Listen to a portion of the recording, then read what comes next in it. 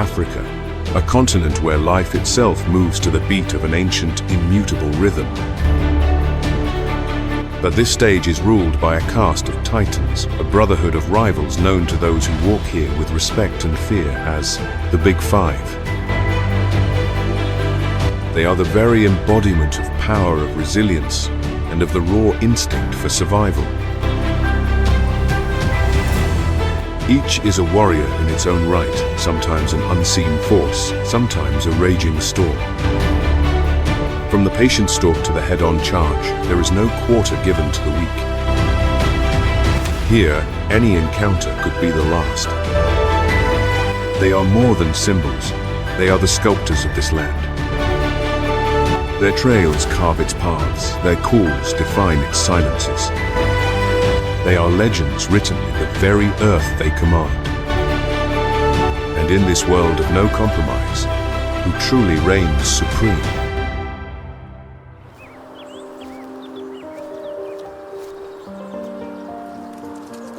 Beneath Africa's golden sunset, a creature emerges from the shadows. It is the African leopard.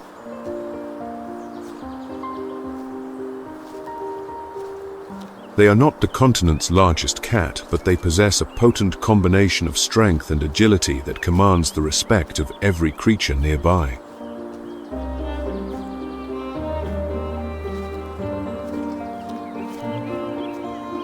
The male leopard is a paradox of power, a ribbon of muscle stretching up to 7 feet, yet seldom weighing more than a man. It is a creature built not for sheer mass, but for devastating efficiency.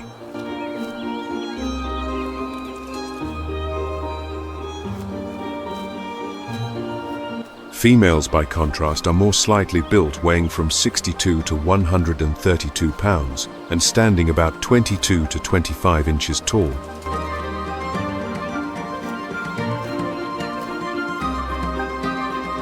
This difference reflects a trait known as sexual dimorphism, an evolutionary process that helps each gender develop to enhance its specific survival role. As light filters through the canopy, the leopard's golden coat is adorned with its iconic black rosettes. Studies indicate their patterns are not merely for camouflage.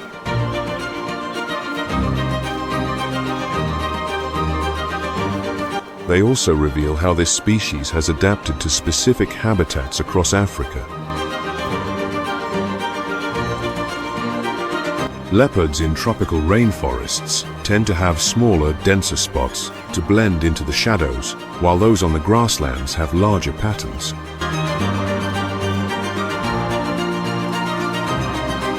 Their entire body structure is a masterpiece of biology, compact yet immensely powerful, with muscular shoulders and legs.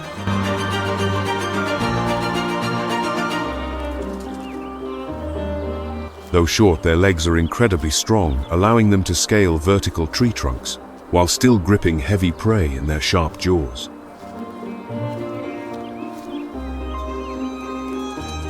A leopard is often seen hauling an antelope weighing twice its own body weight up into a tree. This is no act of bravado, but a strategy for survival. Even more astounding is their vast adaptability. From the jungles of Central Africa to the high rocky mountains of Kenya, over 16,000 feet. This species can be found in most sub-Saharan regions. The ability to thrive in such a range of harsh environments makes the African leopard one of the most widely distributed big cats on Earth. Unlike lions that rely on prides or buffalo that find strength in numbers, the African leopard walks a different path. Silent, solitary, but devastatingly effective.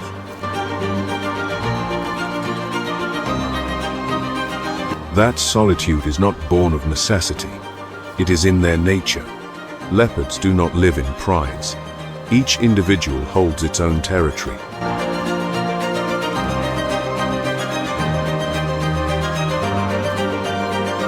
A recent survey revealed their diet is incredibly varied depending on the ecological region they inhabit.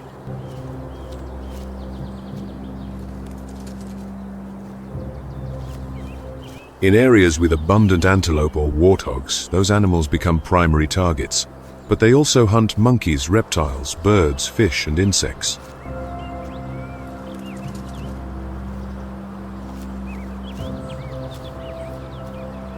But what truly defines their hunting prowess is not just what they hunt, but how they hunt.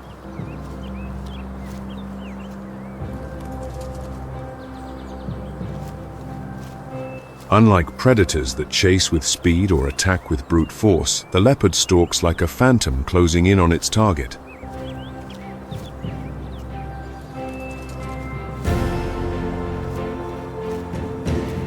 They move until they are only about 16 feet away before launching a precision pounce.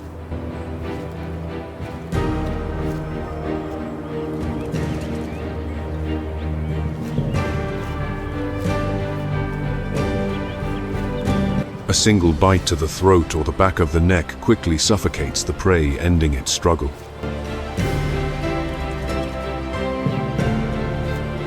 This method helps the leopard conserve energy, a critical advantage for a solitary hunter.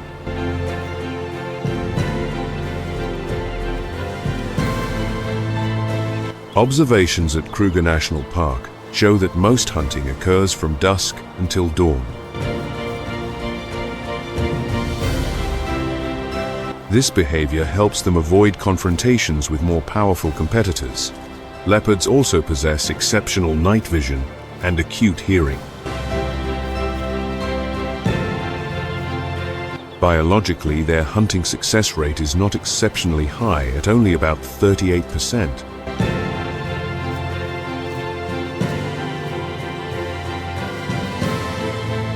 They do not always win, but they know when to strike and when to withdraw. Most importantly, they know how to keep what they have earned.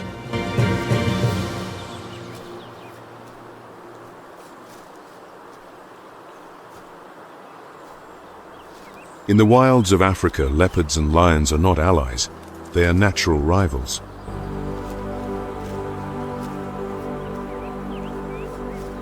A study at Sabi Sand revealed that lions are responsible for up to 22% of adult leopard deaths, primarily through stealing food or targeting cubs.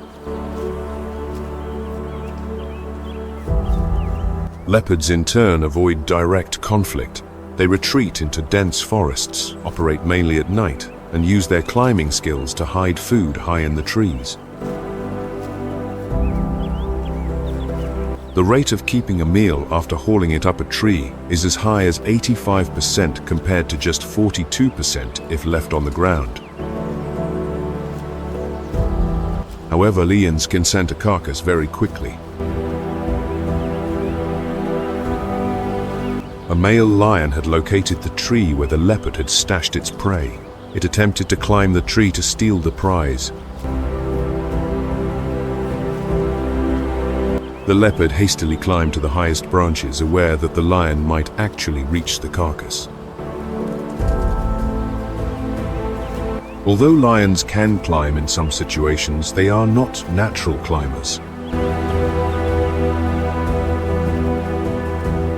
The leopard let out a soft growl and swiftly pulled the prey higher, watching carefully from above.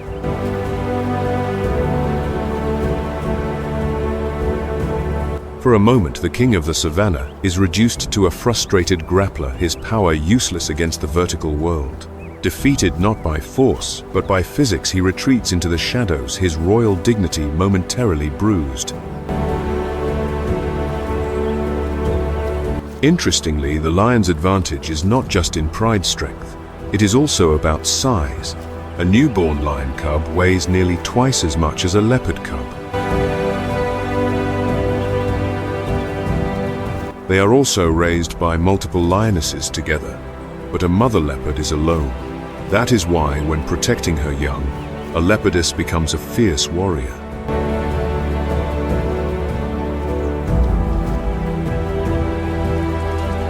She often hides her cubs in rock crevices or tree hollows and watches over them constantly, as their survival rate in the first few years is only about 50%.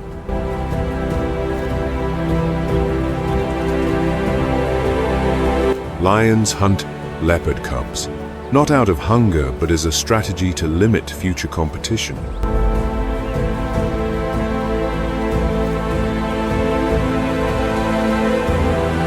If a leopard cub survives its first year, its chances of survival increase dramatically, reaching 80 to 90% in adulthood.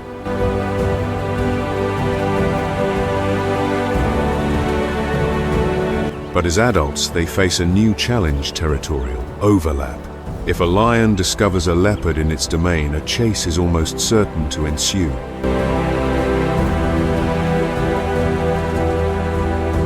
And though the leopard is often outmatched, it has never disappeared. It survives through adaptation, patience, and strategy.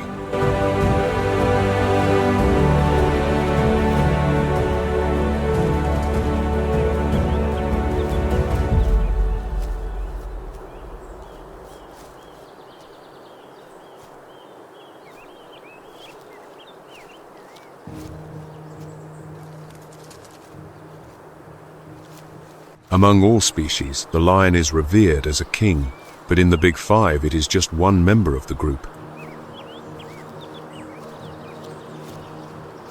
Male lions have a body length of 5.5 to 7 feet, not including the tail stand, about 4 feet at the shoulder, and weigh between 330 and 550 pounds.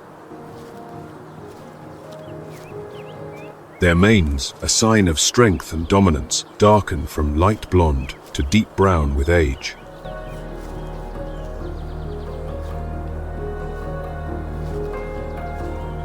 Around them, the lionesses have a sleeker appearance, weighing only between 265 and 400 pounds.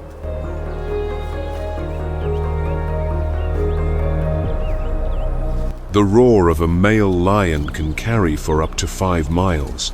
It is a proud declaration: this is our territory. But that roar is more than a warning. It is also a call of connection, guiding pride members safely home.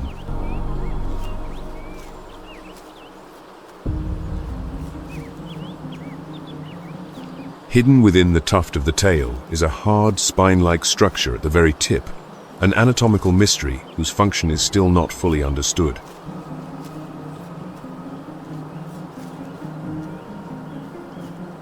In the past, lions roamed across Africa, Asia, and southeastern Europe. Today, only about 20,000 to 25,000 African lions remain. Their ideal habitats are vast savannas and grasslands, with acacia trees home to wildebeest, African buffalo, and various antelope species. Unlike any other big cat lions, are social, living in groups called prides, a unique social structure in the feline world. Each pride typically consists of 1 to 7 adult males who are often brothers or individuals who have formed a coalition. They share the responsibility of defending a vast territory, sometimes spanning hundreds of square miles. Surrounding this male coalition are 5 to 15 related lionesses. They are the core of the pride, primarily responsible for hunting, raising cubs, and preserving the bloodline. A hallmark of lions is their clear division of roles. Lionesses carry out about 85 to 90% of the hunting. Groups of 3 to 7 lionesses execute coordinated strategies. Some ambush from the front, while others circle around the flanks. This strategy is particularly effective against large prey like wildebeest zebra or the African buffalo. A study by Panthera and the University of Oxford found that small groups of 3 to 7 individuals have the highest hunting success rates. Statistics also show that lionesses with strong social bonds are 30% more likely to live longer than those who are solitary.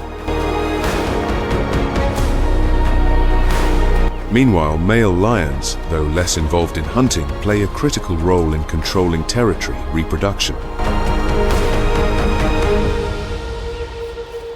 When a new coalition takes over, a pride infanticide can occur. They eliminate the unweaned cubs of the previous males.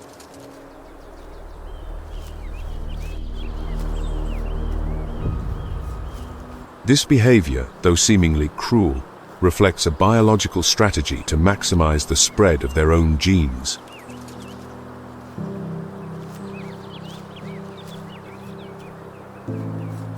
Interestingly, prides do not always move as a single unit. They can split into smaller subgroups.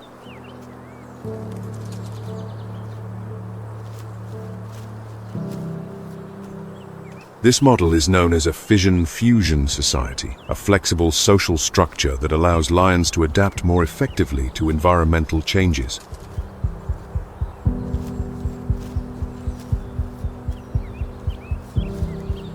Research at Kruger National Park shows that leopards lose between 38% and 50% of their kills to scavengers, with lions being the primary culprits. Leopards often avoid areas with signs of lions and use tall trees and cliffs to avoid direct confrontation.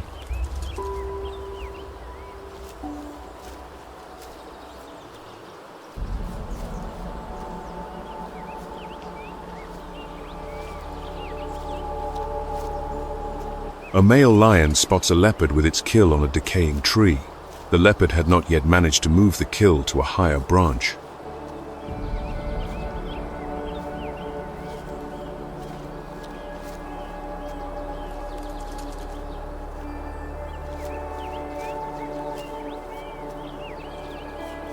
Climbing ability in lions differs between the sexes.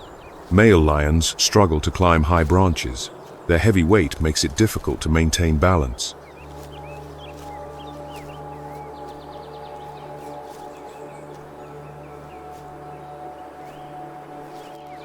Their manes are not only heavy but also cumbersome, obscuring their vision and easily getting tangled in low branches.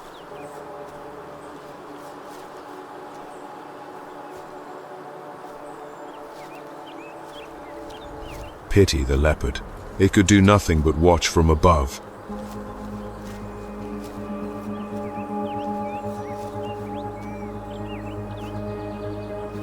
As for the lion, although it couldn't climb higher, it found what it wanted, a portion of the kill left behind by the leopard.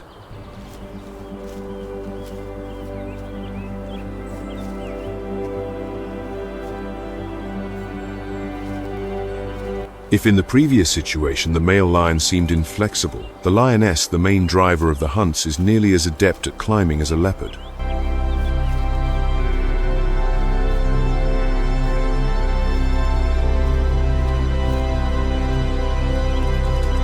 A leopard had successfully hunted a young impala and carried it up a tall tree, as it often does.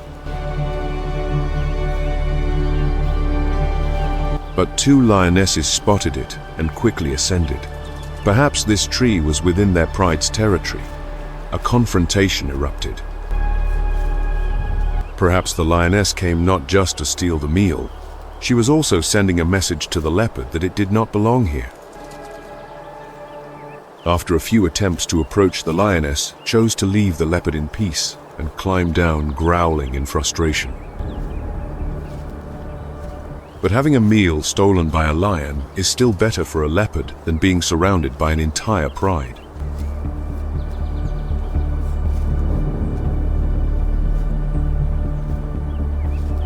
Such an unequal encounter was recorded. 12 lions against a single male leopard.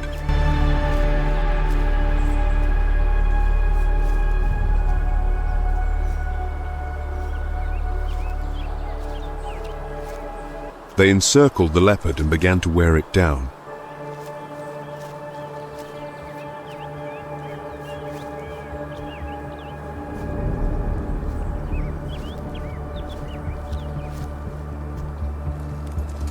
The leopard's most ferocious counterattack was to lie on its back and use its sharp claws to rake at any lion that tried to bite it.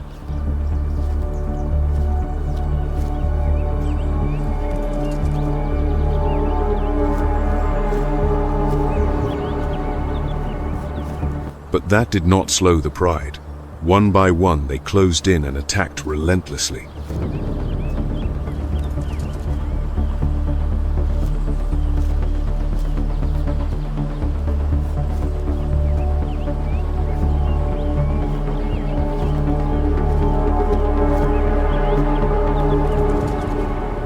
Inevitably, the solitary warrior's strength begins to wane. The circle tightens, and under the weight of the pride, a life of silent stealth is extinguished by a roar of collective dominance.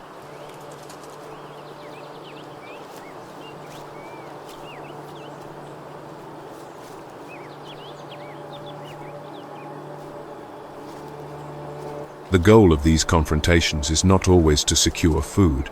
One explanation is to eliminate a rival or assert control over territory.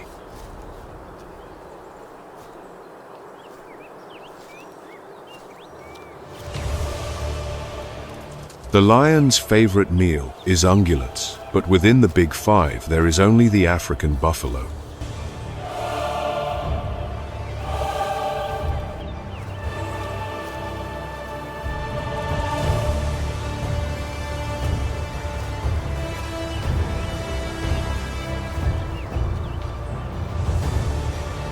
A single lion cannot take down an African buffalo alone.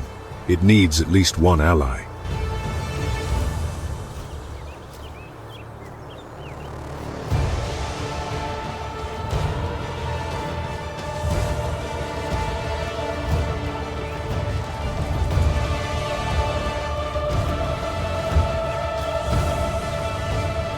However, things do not always go smoothly. To hunt prey 3 or 4 times its own weight, a lion often needs to mobilize the entire pride.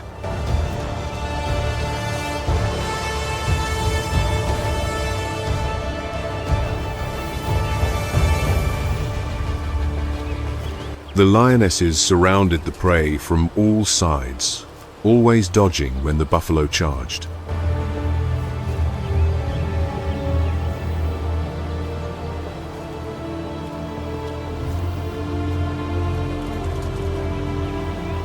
It pushed against the lion's back and helped its friend to its feet. The mission now was to protect the buffalo's injured rear and find a path to escape.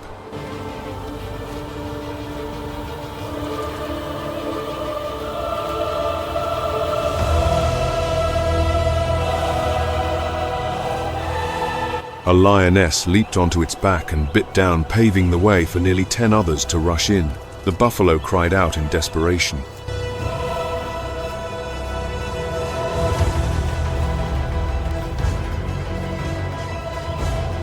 It was flipped onto its back, exposing its vulnerable neck. More than 10 lions surrounded it, but then they suddenly stopped and scattered.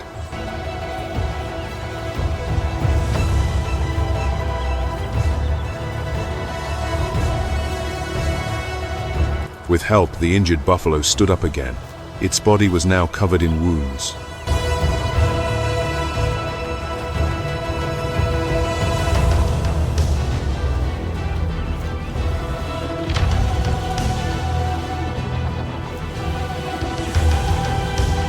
The interruption had rekindled the pride's determination. They bit at its legs and back until it finally collapsed for good.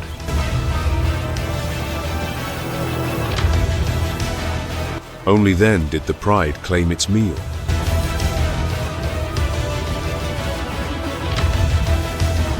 When a pride is too small adult, African buffalo are not an easy target.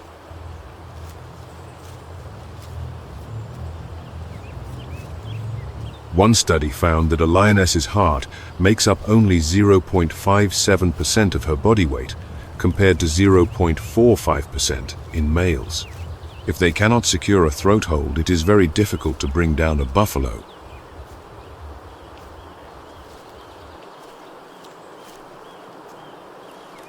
Now let us explore the only ungulate in the Big Five.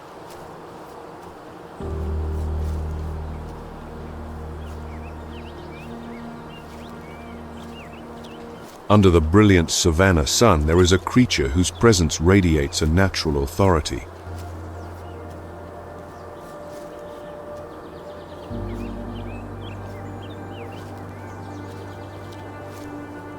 This is the African buffalo or Cape buffalo, a wild bovine built like a mobile fortress, heavy yet immensely proud.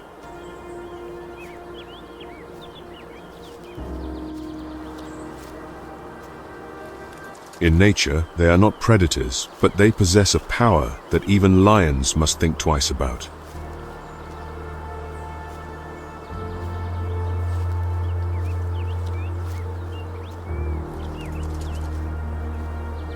They stand from 3 to 5.5 feet, at the shoulder are over 10 feet long, and adult males weigh around 1,500 pounds, sometimes up to 2,000 pounds.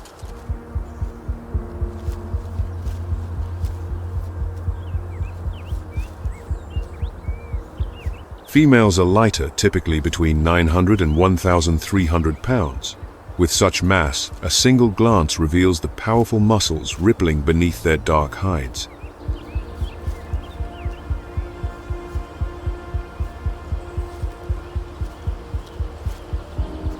Their coat color also tells a story.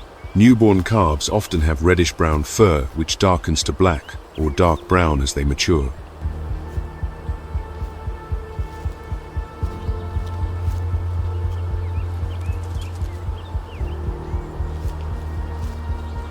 A buffalo's head is almost always bowed, not just for grazing, but as a state of constant vigilance.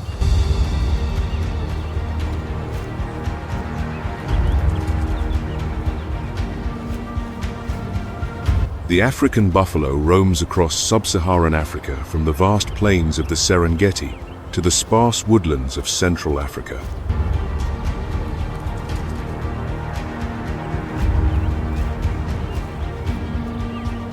They cannot survive far from water, needing to drink daily to regulate their body temperature and metabolism.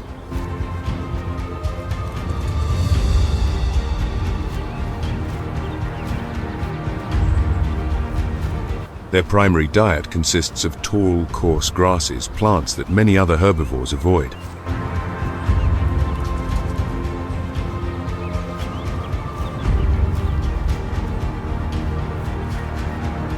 A 1,500-pound buffalo eats about 33 pounds of grass per day. This intake not only sustains the individual, but also helps manage the local vegetation. Their ecological role extends beyond that of an herbivore. African buffalo help shape the vegetation structure and are a crucial food source for predators like lions.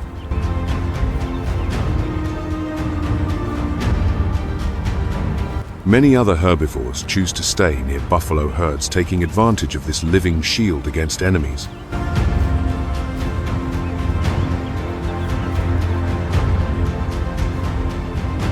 The Black Death. That is the name local people and seasoned explorers use for the African buffalo. Not because of its coat color, but because of its fierce nature and indomitable strength. The strength of this buffalo lies not just in its massive frame, it lies in how they live, never alone. They are a symbol of herd spirit, of discipline, and of an unbreakable connection. An African buffalo herd can range from a few dozen to over 1,000 individuals structured into family units. Within the herd structure, males play a unique role. Young bulls from 4 to 7 years old, or those older than 12, often form bachelor groups. This clear separation helps minimize internal conflict and allows the herd to function effectively under the leadership of experienced females. Beyond their fighting ability, it is remarkable that an African buffalo herd does not move aimlessly. Their direction is often decided through a form of natural voting, where adult females express consensus through specific gestures.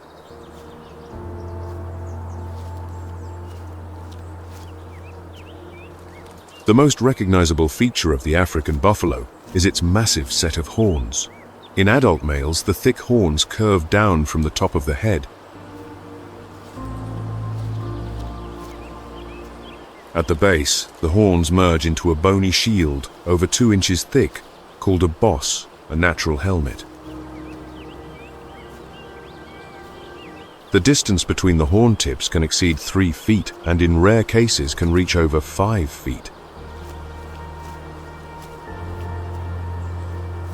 And those horns can toss a lion if it dares to approach an angry herd. A typical herd of the Black Death has between 50 and 500 individuals. This number naturally surpasses that of a lion pride.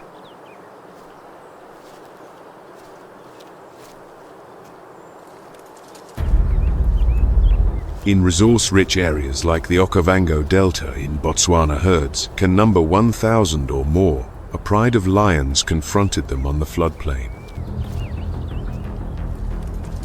Even young lions must learn to swim through the wetlands, otherwise they risk being trampled under the hooves of the African buffalo. On the other hand, buffalo calves are often targeted by lions. A mother buffalo must both protect her calf and signal for help from the bulls in the herd. When threatened, especially when a calf is in danger, the herd does not hesitate to counterattack.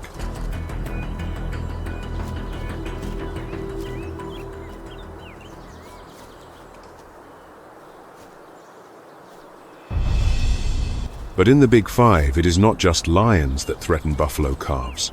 The leopard, a master of the night, is also a formidable danger.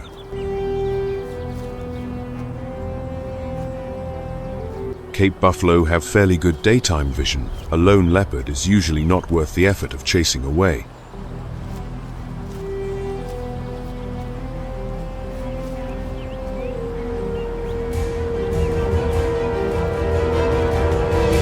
However, as night falls, their vision diminishes significantly. This creates an opportunity for a leopard to sneak close to the herd under the cover of darkness. Taking advantage of the chaos as the Cape buffalo herd scattered at the sight of a predator, the leopard managed to catch a calf. During the day, if a leopard happens to cross paths with a herd of buffalo, it would not even think of stopping. If the herd gives chase, the leopard can climb to a height the buffalo cannot reach. It then waits, watching for a moment of inattention from the herd to make its escape. What gives the African buffalo its moniker, the Black Death, is not its social structure but its reaction to danger. They are known for their aggressive temperament, unpredictable behavior, and extremely powerful defensive instincts.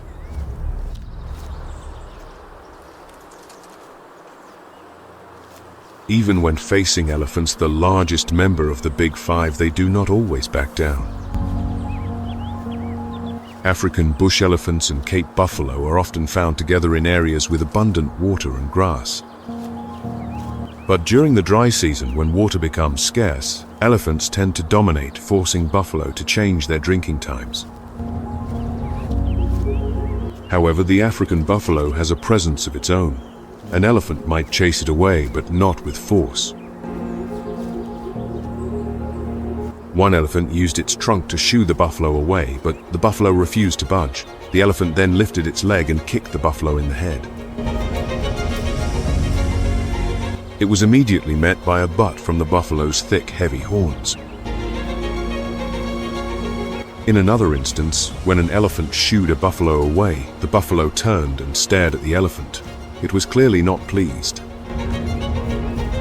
Seeing the Black Death standing its ground silently, the elephant backed away and stood still until the buffalo finally left. But does that mean the African bush elephant is timid? Let's find out.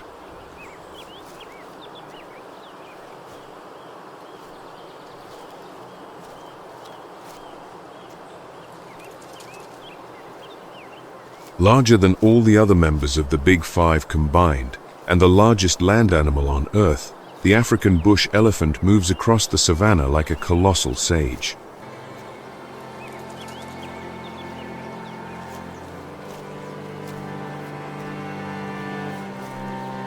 Adult males can stand up to 13 feet tall and weigh over 10 tons, equivalent to a fully loaded six-wheel truck.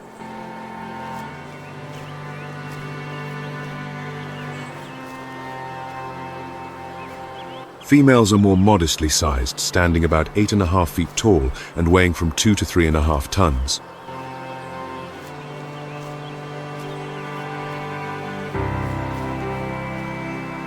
The most prominent feature on their body is the trunk, a true biological marvel.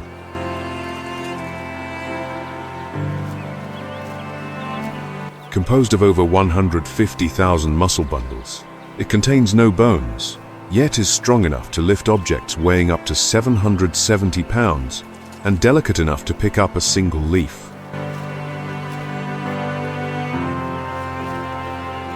The trunk is also an essential survival tool. In arid weather, a single inhalation can draw up to nearly 4 gallons of water.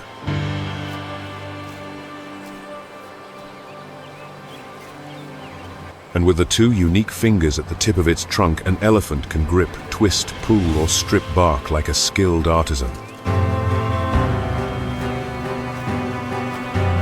Their tusks, which are elongated in sizes that grow throughout their lives, are both weapons and versatile tools.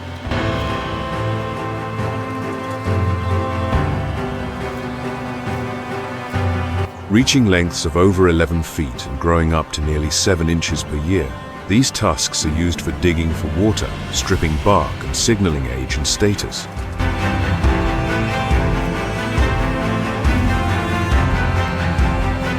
Their ears are another example of sophisticated biological design. Not only are they large and shaped like a map of Africa, but they are also filled with blood vessels that help regulate body temperature.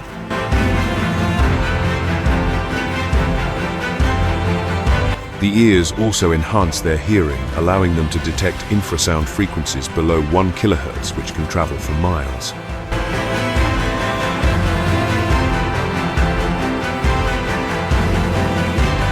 Their grey skin, about an inch thick and deeply wrinkled, helps them retain moisture, acting as a natural coat that shields them from the hot sun and insects.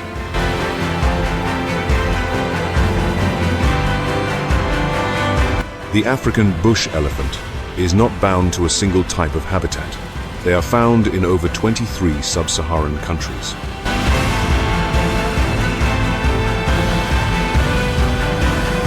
In arid places like the Namib Desert, they can travel over 120 miles in a single night to find water and survive up to 4 days without drinking.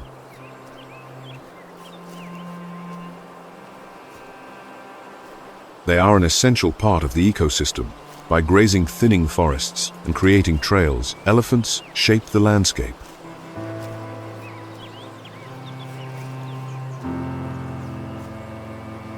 In ecological terms, they are known as a keystone species, a critical link that helps maintain balance across the entire ecosystem.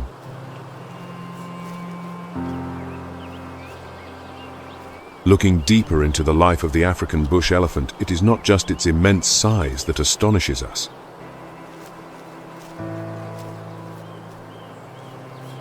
It is its remarkable intelligence and the complex matriarchal social structure it has preserved for centuries.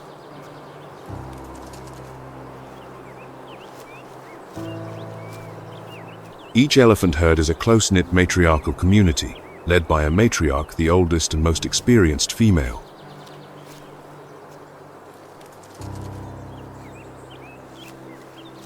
In her memory are the migration routes, hidden waterholes, and fertile lands through the seasons preserved like living maps.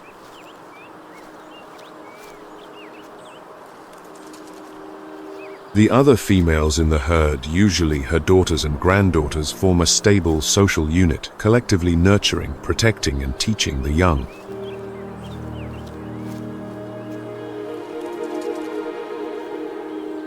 Meanwhile, young males around 12 to 15 years old leave the herd at adolescence, embarking on a solitary life or joining bachelor groups.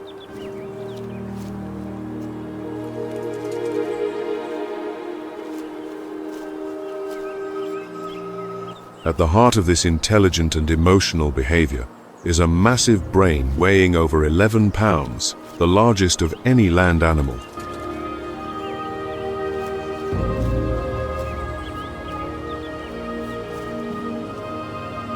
With a highly convoluted cortex and up to 257 billion neurons, 3 times that of a human brain, elephants can process complex information with incredible precision.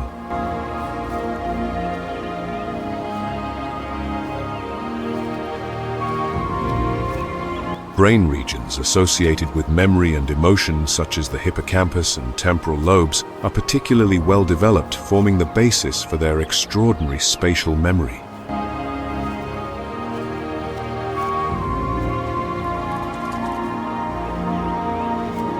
A matriarch can remember the location of a waterhole that still holds water after years of drought, leading her entire herd hundreds of miles to find it.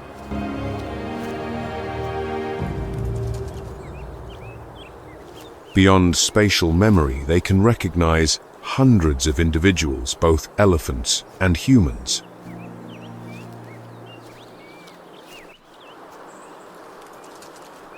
An elephant treated poorly by a person can remember that face for decades and react accordingly if they meet again.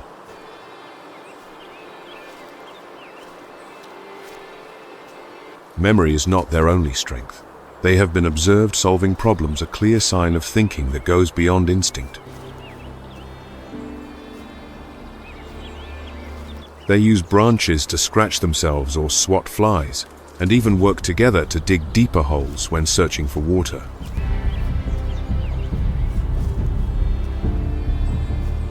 In field experiments, elephants have cooperated to pull ropes or manipulate strange objects to achieve a goal.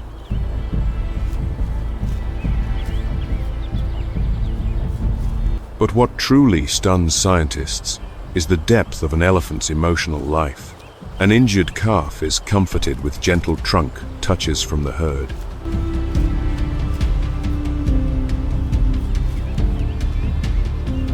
When a member of the herd dies, the others gather silently around the body, stroking the bones and tusks with their trunks, as if saying a final farewell.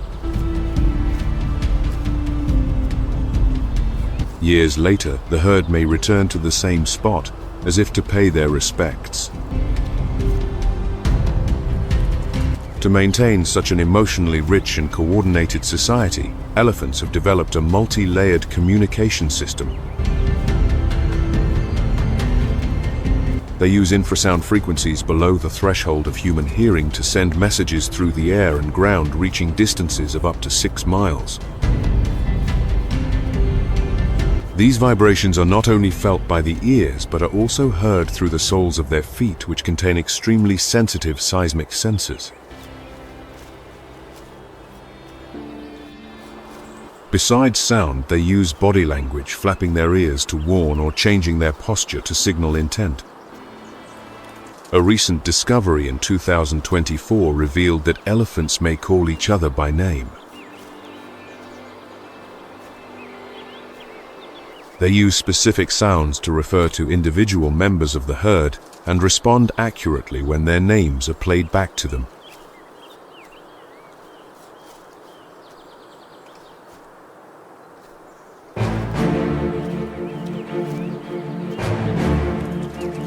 Within the Big Five, the lion may be the African elephant's greatest adversary. Lions typically avoid adult elephants and rarely hunt their calves.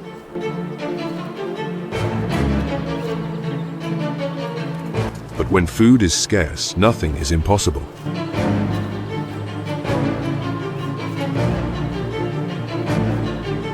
Elephants have one of the longest and most complex pregnancies among mammals. The gestation period for an African elephant is about 22 months.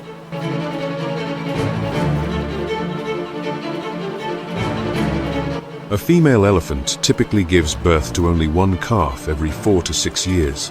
At Chobe National Park, a heart-wrenching moment was recorded.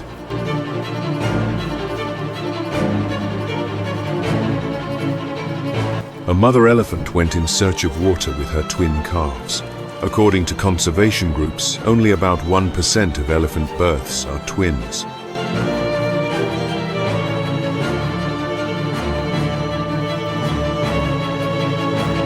In the wild, that number is even lower, around half of 1%. The lion pride had surrounded them, waiting to ambush from multiple directions. They were hungry.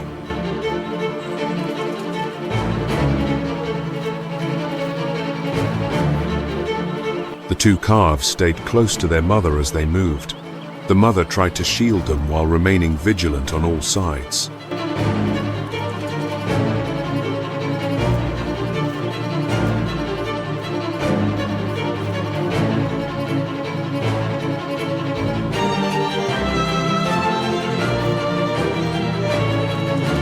The mother frantically searched for her captured calf, but the rest of the pride had turned on the remaining one.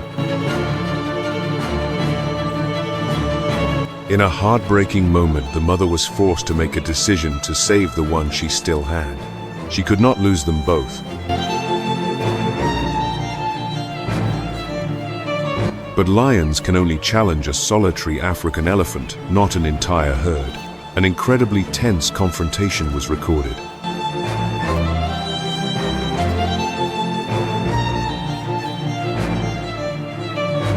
A herd of African elephants passed by a group of lions. The herd suddenly became aggressive. Their roars mixed with the swirling dust sent the lions into retreat.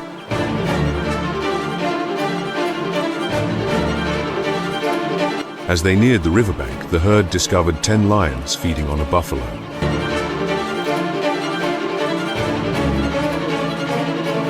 Whether out of empathy for the fallen animal or some deep-seated instinct, the herd began to move quickly toward the scene.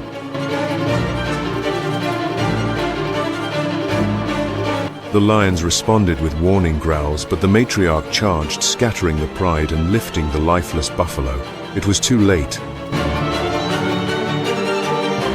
Realizing this, the matriarch led the herd away, casting back a complex, tormented look.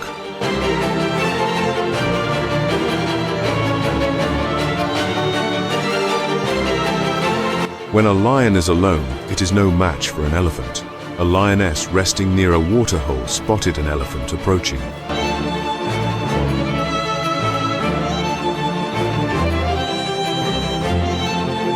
With no time to flee, she hid behind the waterhole, hoping to go unnoticed.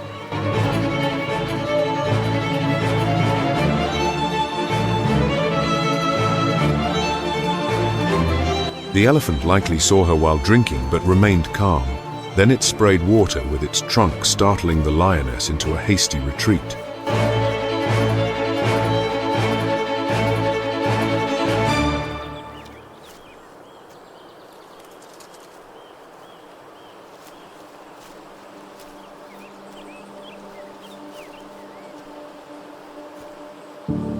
Africa, a continent of giants, and among them one creature that bears the signature of time itself.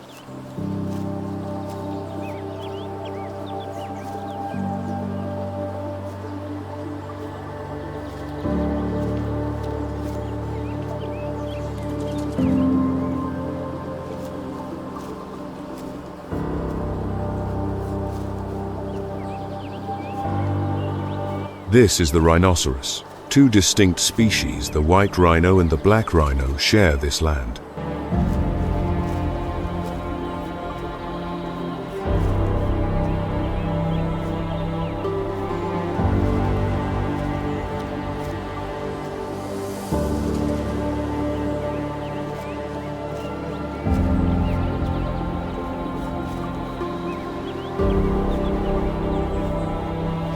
But their names are a story of misunderstanding.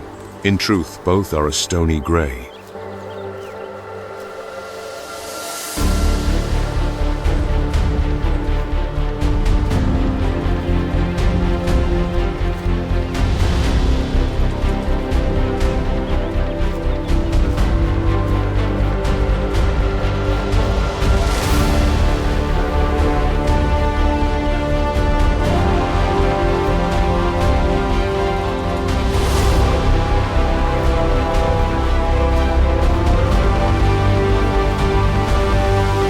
The name white is a corruption of the Dutch word weed, meaning wide, a perfect description of its mouth.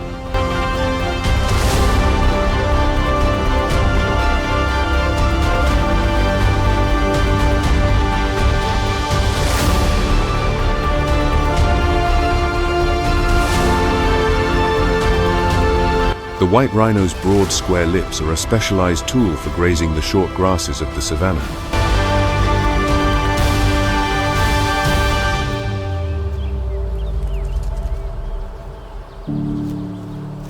It is a living harvester, moving with its head held low, entirely focused on the bounty at its feet.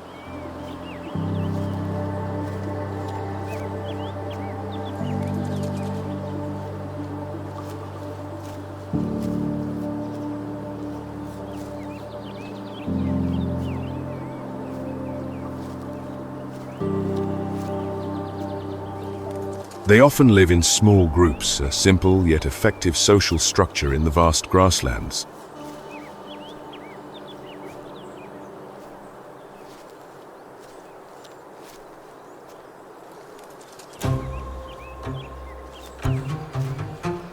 Its cousin, the black rhino, evolved down a different path with an entirely different menu.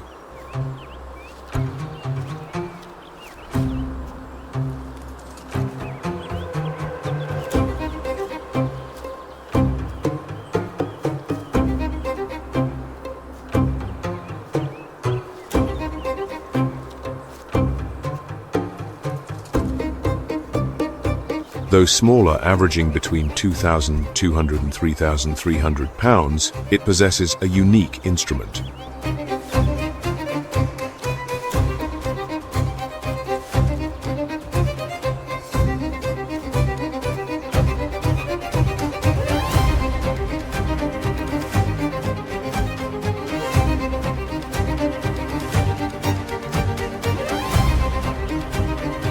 It is the pointed, prehensile upper lip, a remarkable and dexterous adaptation.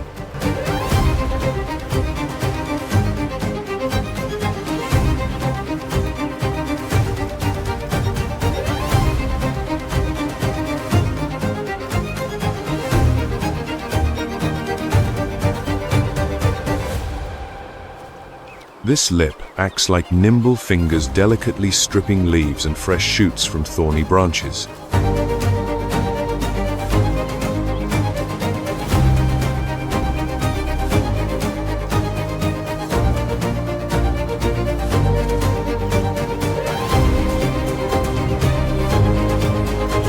Regardless of the species, the rhinoceros is fiercely territorial. Personal space is paramount.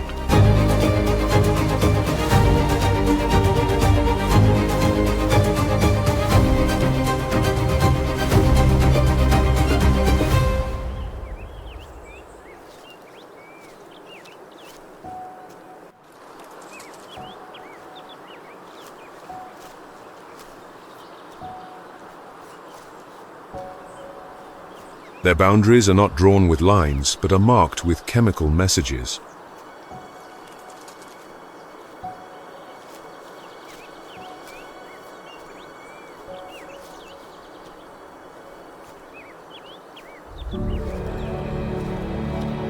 Strategically placed dung heaps serve as signposts in a world of scent.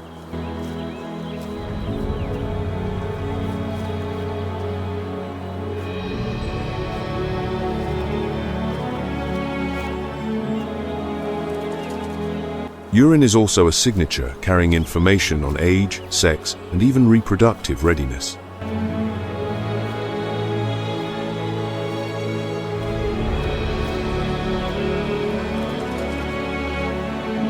For a creature that is largely solitary, remote communication is a key to the survival of the species.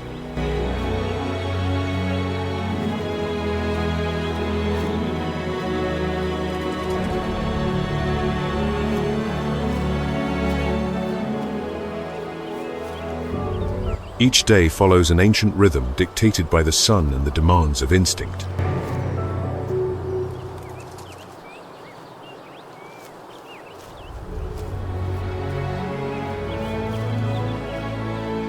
When the African heat becomes relentless, an essential ritual must take place: the mud bath.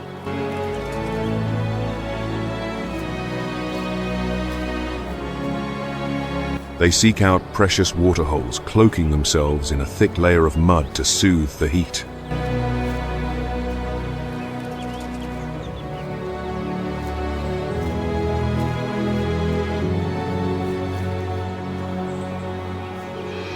But this muddy coat is not just for cooling. It is also a shield against insects and the sun.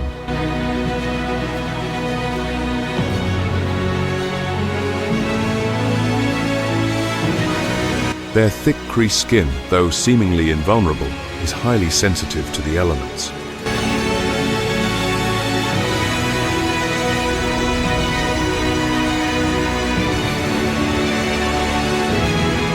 Once dry, the mud forms a second armor perfect for the long day ahead.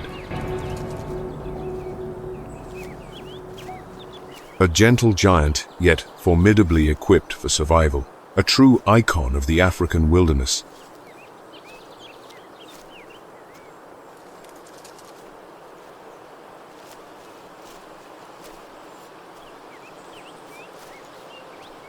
Among the big five, the struggle for survival is always fierce, but no animal has suffered losses like the rhinoceros.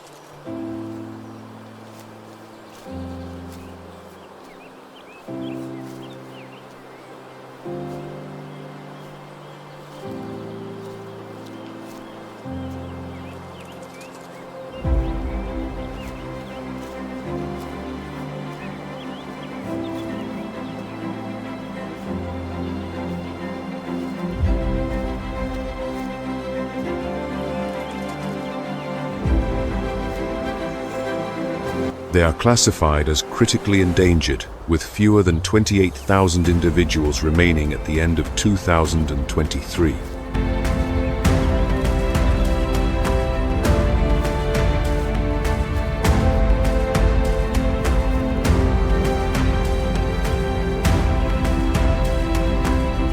South Africa alone recorded 499 rhinos poached in 2023. A number that thankfully decreased to 420 in 2024.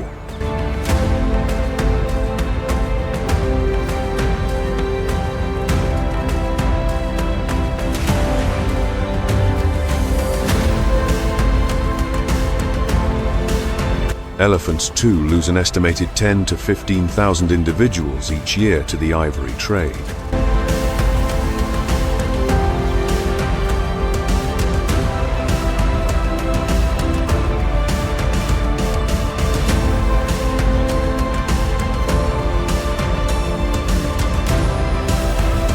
Lions and leopards, while not poached on the same massive scale, face deadly conflicts with humans and the pressures of illegal trade causing their numbers to dwindle.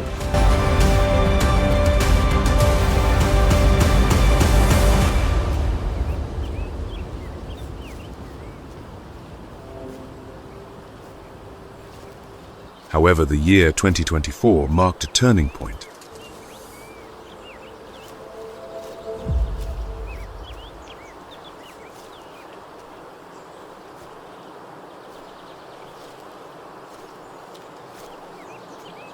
A study confirmed that dehorning rhinos can reduce the risk of poaching by a remarkable 78%, a procedure performed on over 2,200 individuals.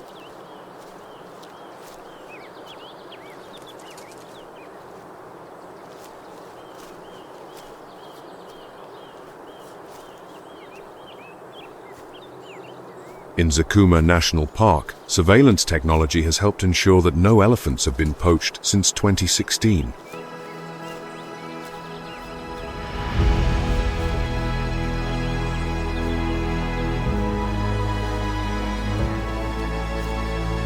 For lions and leopards, the use of electric fencing and sensor technology has helped to reduce conflict.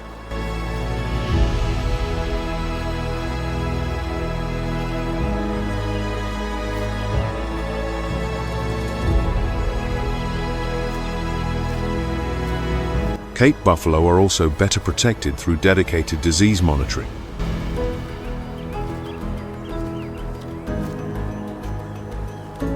Technology and community are joining forces, creating a protective shield for the Big Five.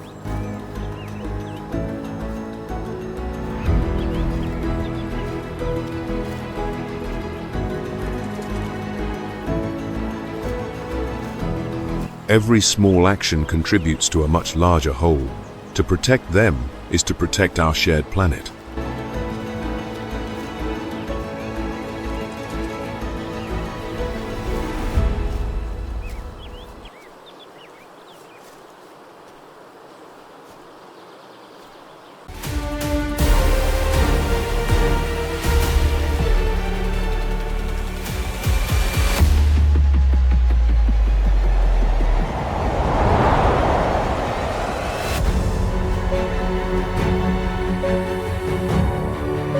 A wild labyrinth of channels and swamps weaves through sun-scorched grasslands.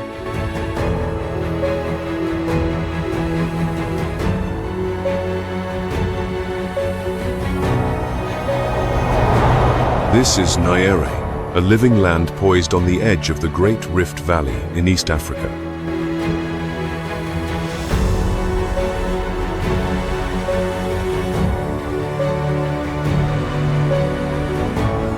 Here, water, earth, and sun forge an ecosystem of both brutal harshness and bountiful life.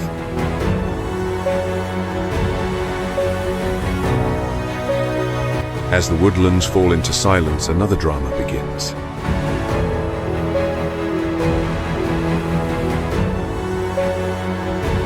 The stage now belongs to the masters of the hunt, the sovereigns of the dark.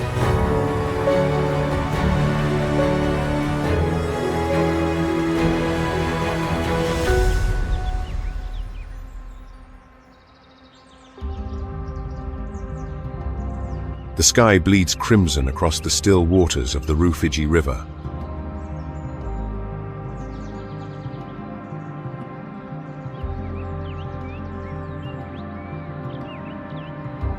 As dusk surrenders the plains, the hunt begins not with a roar but with a whisper. A fleeting ghost of dust marks the passage of a cheetah, an arrow of sinew and bone aimed at the heart of the night.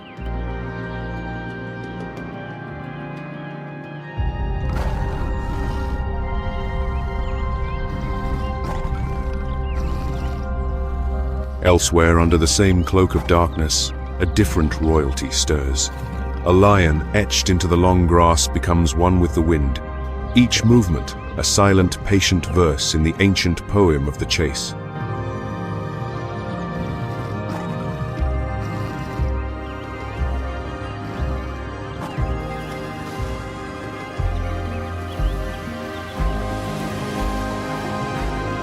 Meanwhile, a herd of elephants approaches the swamp, their trunks coiling towards the water, drawing in cool, life-giving drafts.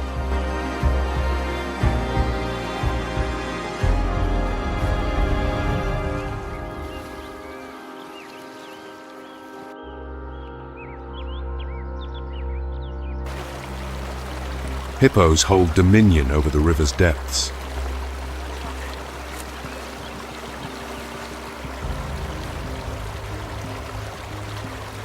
Cape buffalo must remain wary with every sip. Across the plains and hills, predators bare their claws, waiting for a single fatal mistake.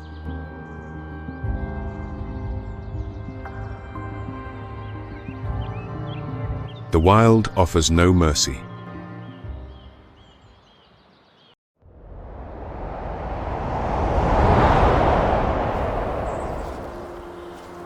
For the rulers of these great plains, sovereignty is not a birthright. It is a lesson etched in dust and drought and paid for with the currency of hunger.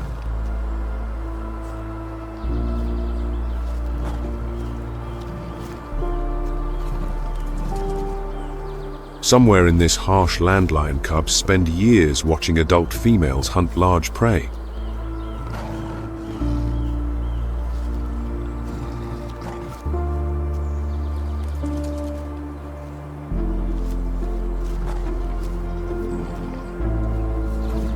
This young pride, however, seems destined to learn through its own trials and its own failures.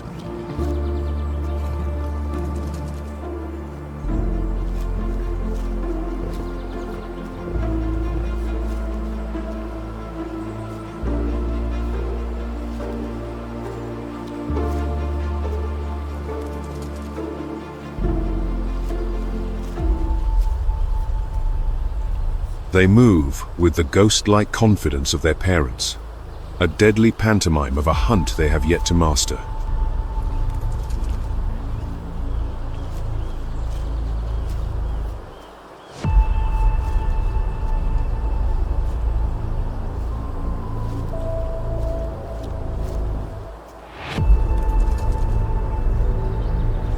Silence is paramount.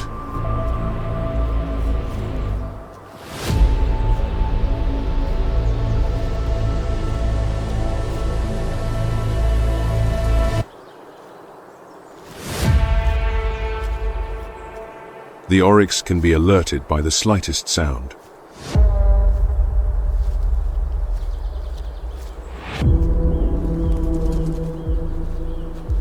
A flicker of movement.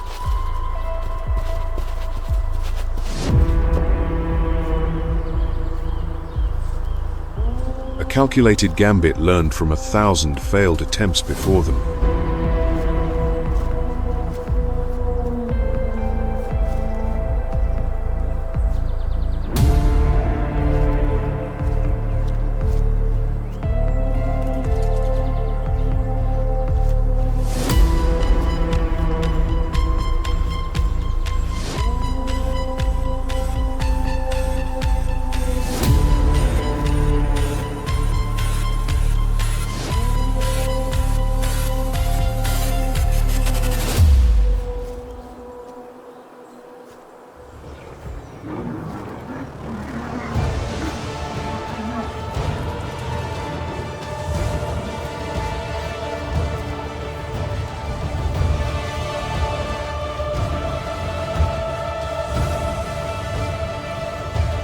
A full-grown oryx with its spear-like horns is more than capable of defending itself against a lion so long as it holds its ground.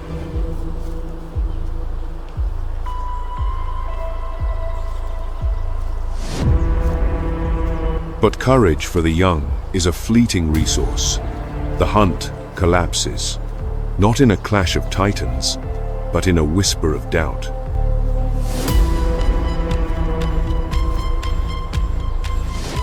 Today, hunger will be their only teacher, for on the Serengeti, failure is never the end. It is simply the tuition for tomorrow's crown.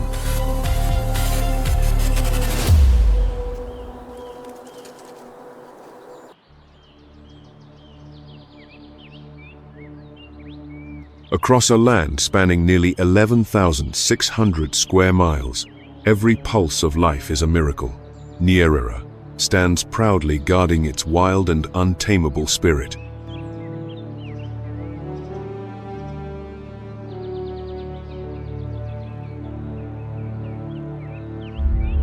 Nyerere National Park is not merely a realm ruled by nature, it is the result of millions of years of geology and centuries of human history.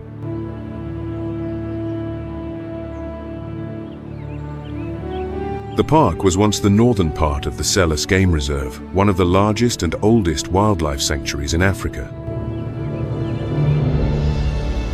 In 2019, the Tanzanian government officially partitioned this section, creating a new national park to honor the nation's first president, Julius Nyerere. This vast territory covers over 11,302 square miles deep in southern Tanzania, more than 143 miles southwest of Dar es Salaam.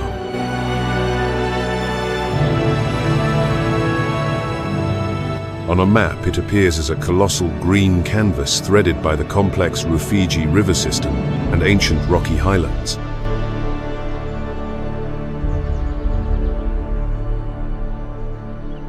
Though established relatively recently, Nyerere is now the largest national park in Tanzania. Its geological foundations arise from the East African Rift System, draped in ancient sediments and alluvial soils deposited over millennia. This has sculpted a landscape of lowlands, swamps, arid grasslands, and dense miombo woodlands. Each corner of the park holds a world of its own.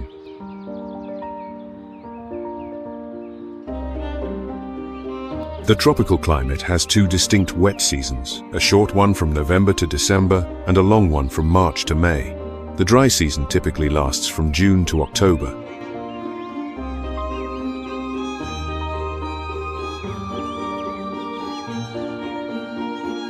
Temperatures are relatively stable, ranging from 70 to 91 degrees Fahrenheit. These elements combine to create one of the most pristine ecological zones left on the African continent.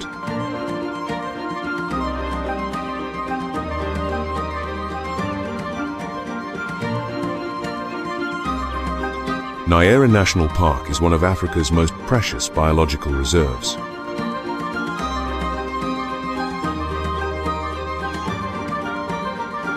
It is home to over 2,100 plant species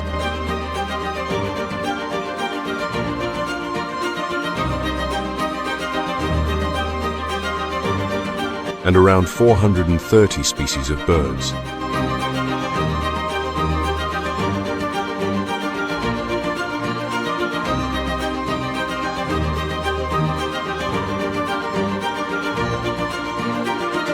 In this immense wilderness, unhindered by artificial barriers, Nyerere has become a vital refuge for creatures that are vanishing from the natural world.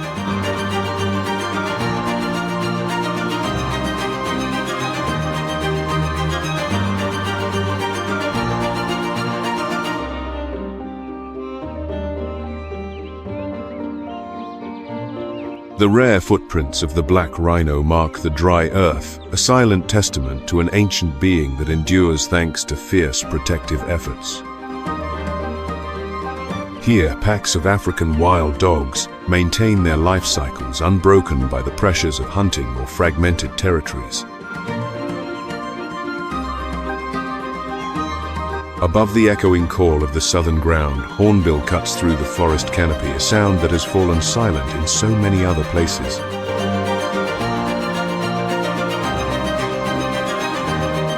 Nyerere is more than a sanctuary for life. It is a final stronghold against extinction, a place where nature has a chance to heal itself.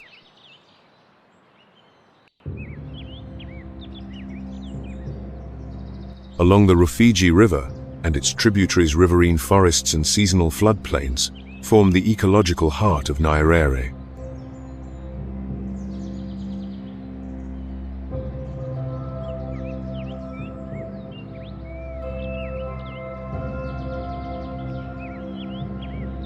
The dense vegetation helps to retain moisture, regulate water flow, and protect the soil during the harsh dry season.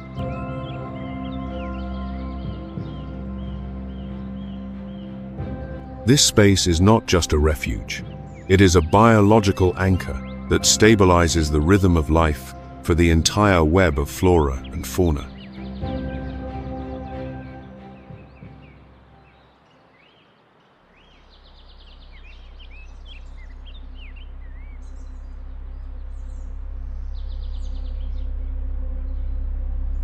As the sun begins to set, a troop of vervet monkeys gathers on the low branches near the Rufiji's banks.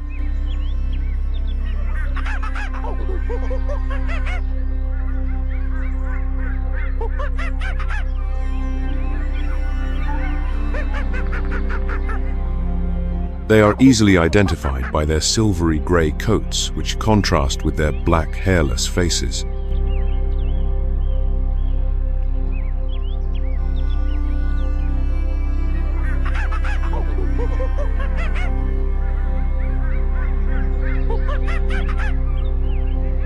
Vervet monkeys use a wide range of calls to identify specific threats.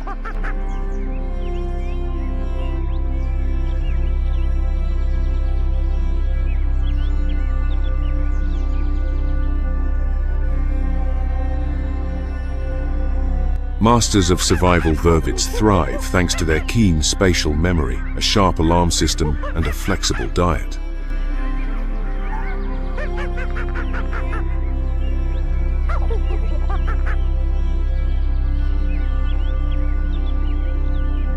They track seasonal fruiting cycles, moving strategically to conserve energy.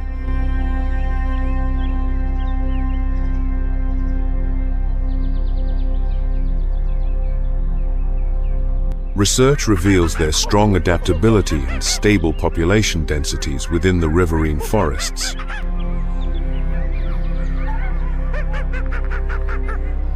Through these adaptive behaviors, vervet monkeys play a vital role in the ecosystem.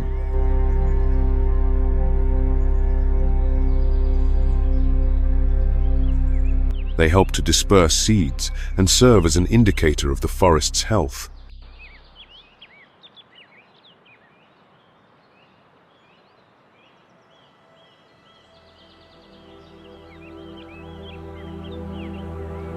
From the towering trees along the Rufiji River, an iconic cry rings out, signaling the presence of the African fish eagle.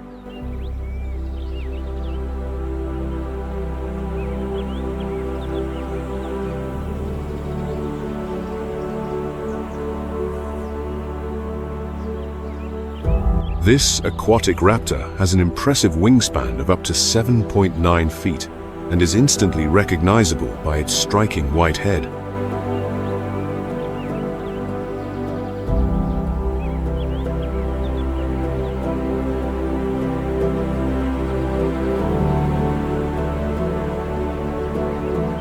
Its hunting strategy is spectacular. It soars high above, then dives with lightning speed to snatch fish from just below the surface.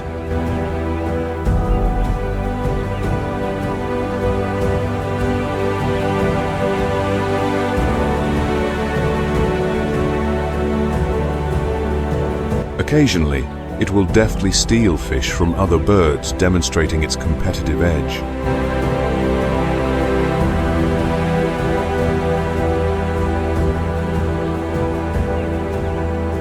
With an estimated population across freshwater bodies, the African fish eagle acts as a direct ecological indicator. Its presence reflects an abundance of fish.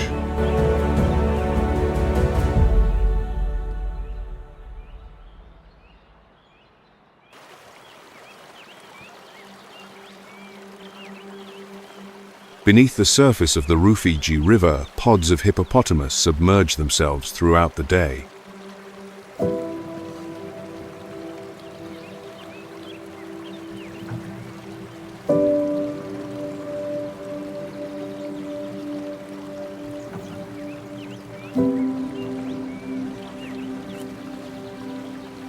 At night, they silently leave the river, following familiar paths to nearby grasslands, where each individual can consume up to 88 pounds of fresh grass in a single night.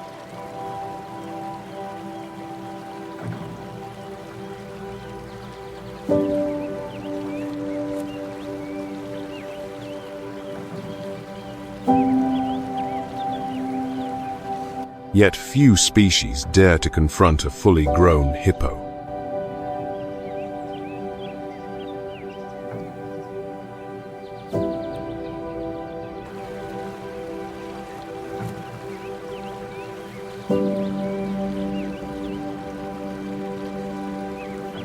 Weighing between 3,300 and 4,000 pounds, with jaws that can gape to 150 degrees, the hippopotamus is a symbol of raw, untamed power.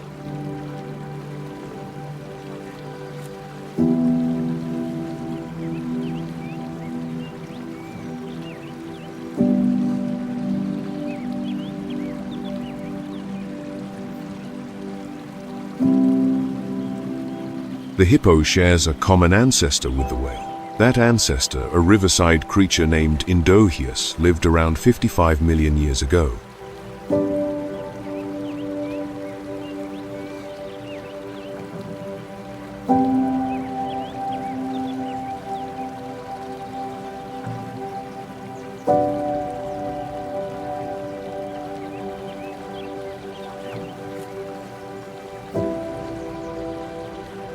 It led a semi-aquatic life before splitting into two evolutionary branches. One evolved into whales, the other into modern hippos.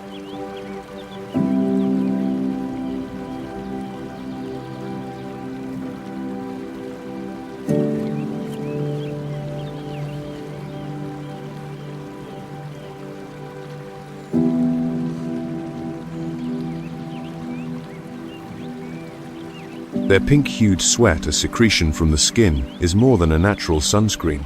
It acts as an invisible shield against bacteria and dehydration.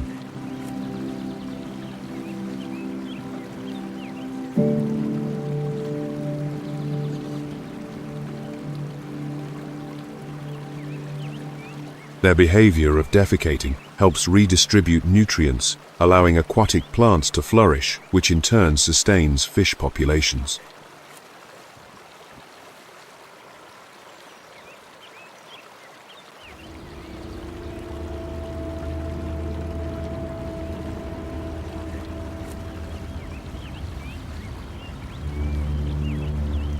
Another key figure, and sometimes a rival to the hippo, is the Nile crocodile.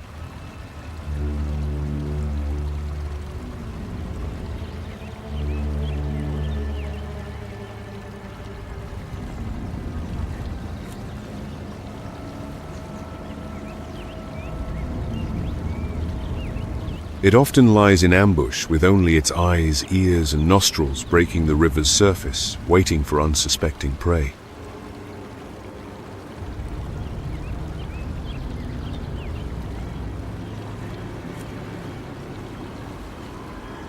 Here lies a power forged in deep time, a force not of muscle pulling, but of absolute bone-shattering closure. When these jaws snap shut, they unleash a pressure that belongs to the depths of the earth, crowning this reptile, the undisputed tyrant of the river's edge.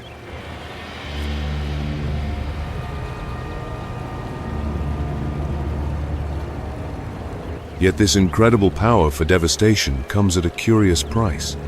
For all its might in closing, the strength to open its jaws is almost trivial, a paradox of evolution where absolute commitment to one lethal purpose has left all else behind.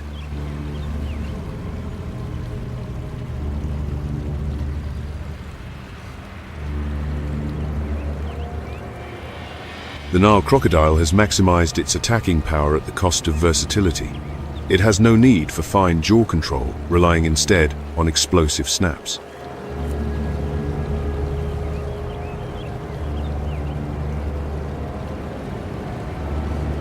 Another remarkable trait is its ability to hold its breath for up to 2 hours, when completely still, thanks to a mechanism that stores lactic acid in its blood.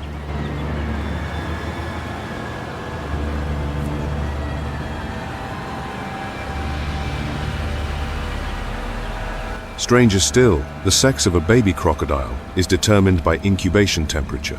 Below 86 degrees Fahrenheit produces mostly females, while above 90 degrees Fahrenheit yields mostly males.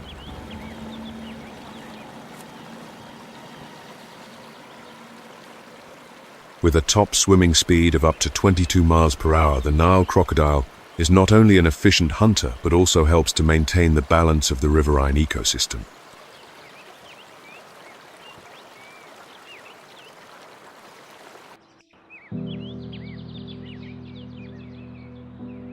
Leaving the humid riverine forests, the landscape opens into vast grasslands and sprawling Miombo woodlands.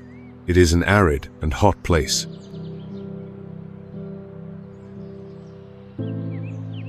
And yet, it forms the biological heart of Nyerere National Park.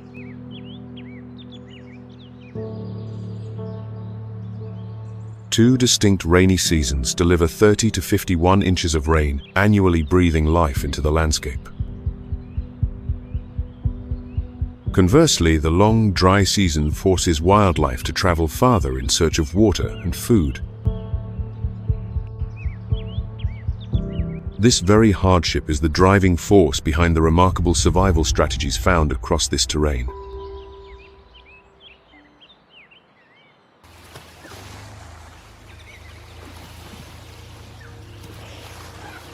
In this arid land, the African elephant not only adapts, but actively reshapes its environment.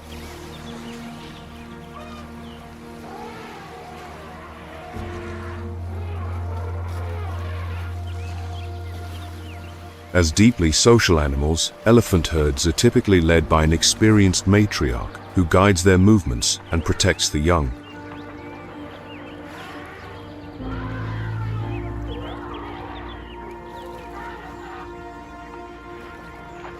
The trunk is their lifeline.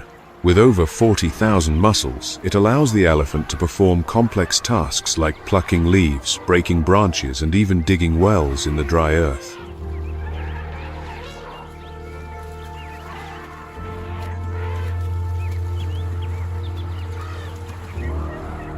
They can draw up to 2.6 to 3.2 gallons of water at once, an essential skill where temperatures often exceed 91 degrees Fahrenheit.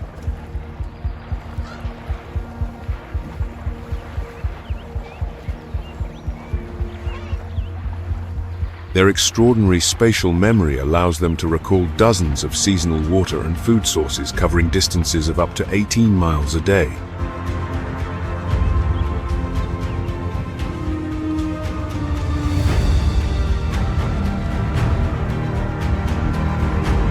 Like other elephant species, the matriarch is usually the oldest female.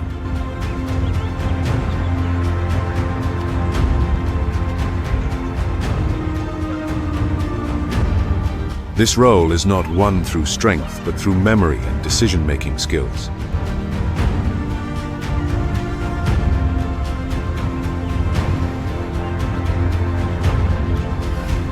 African elephants also exhibit deep emotional intelligence.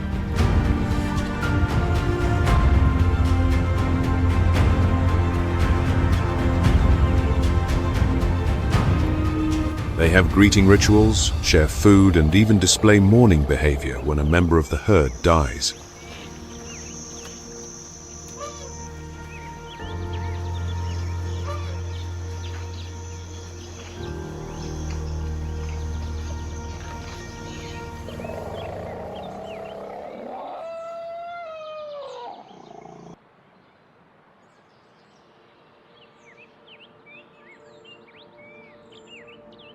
As the silhouettes of the African elephants fade into the distance, herds of African buffalo appear standing firm on the open plains.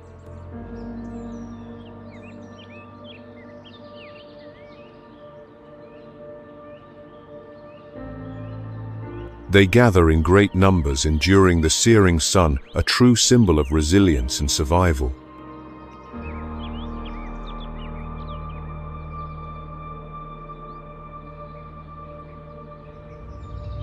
This is a critical survival strategy, reducing the risk of being targeted by lions in the dry grasslands and open woodlands.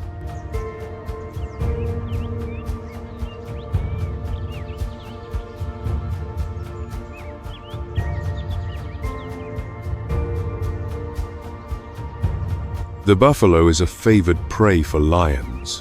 One study showed they accounted for 46% of lion kills, and provided 57% of their total food mass.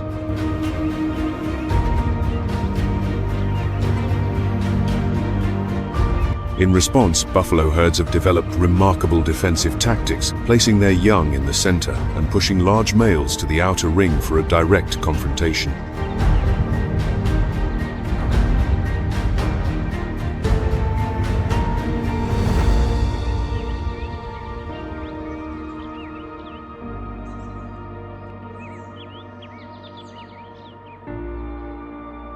A genomic study revealed that African buffalo possess strong signals of natural selection in genes related to immunity.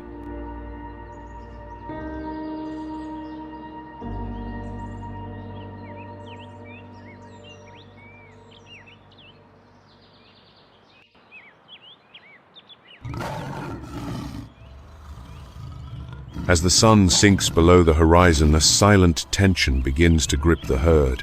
In the distance, the silhouette of an approaching lion appears.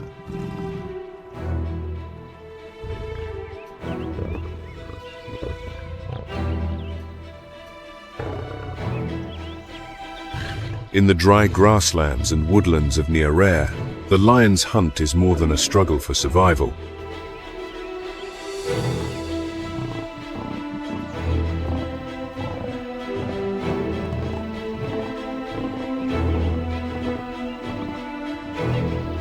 It is a masterful display of teamwork and intelligent strategy.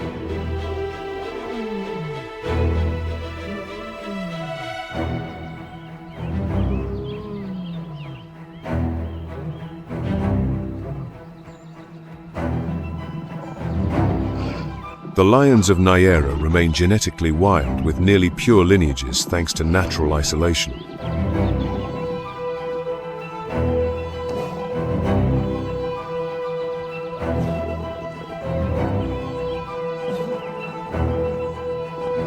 Lions here often hunt in coordinated groups, making full use of the miombo grasses, which can grow up to 6.5 feet tall to conceal their approach.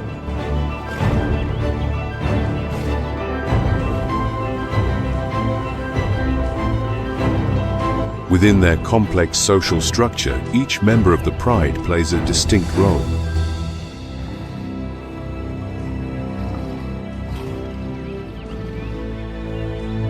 Lionesses often execute the ambushes, while the males participate in taking down large buffalo.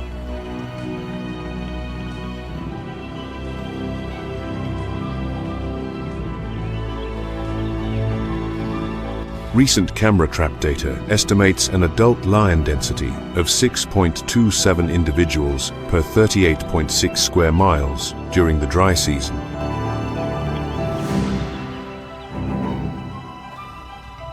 This figure highlights the critical role of a stable prey source like the African buffalo in sustaining a robust lion population.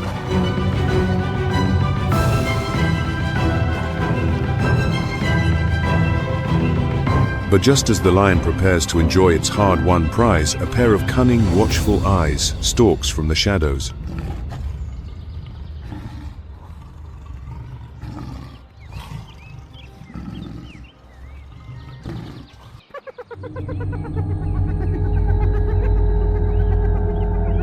And before the lion realizes it, the kill has suddenly vanished.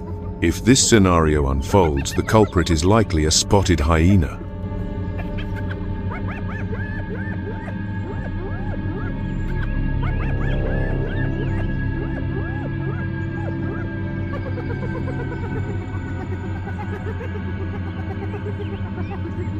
Spotted hyenas are common throughout the dry grasslands and woodlands of Nyerere National Park. They are known for their dual tactics, active hunting and scavenging.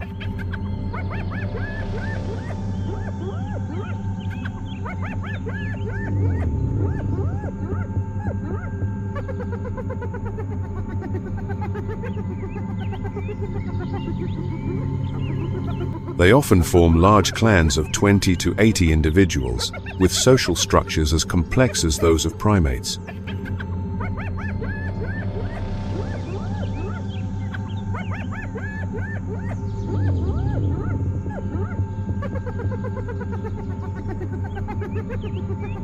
Though not as powerful as lions, hyenas hold their own in this fierce ecological competition. The two species compete intensely, sharing up to 58% of the same food sources.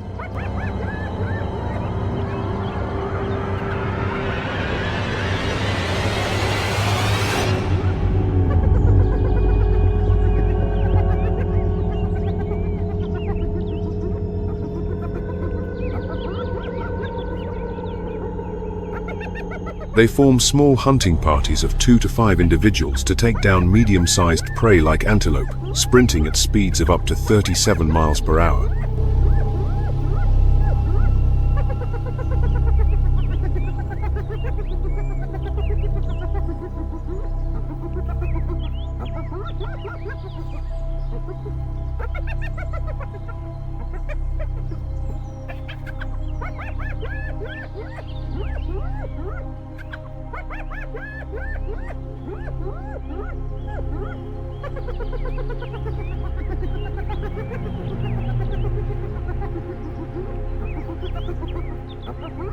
Beyond brute strength, their agility, long-distance hearing of up to 6.2 miles, and use of deceptive calls give them a tactical advantage.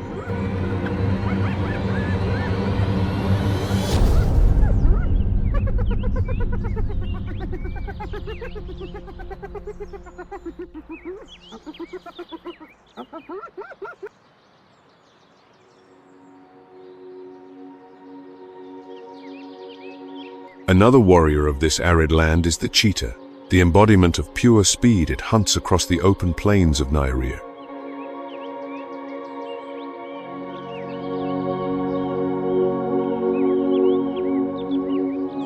The cheetah can accelerate up to 75 miles per hour, an incredible record in the terrestrial animal kingdom. But achieving such velocity comes at a steep price.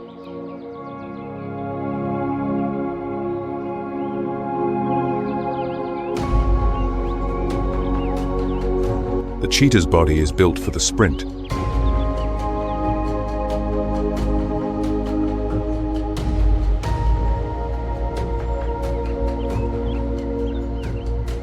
Long legs and a narrow pelvic structure allow for a massive stride. However, this design limits its ability to climb or defend itself.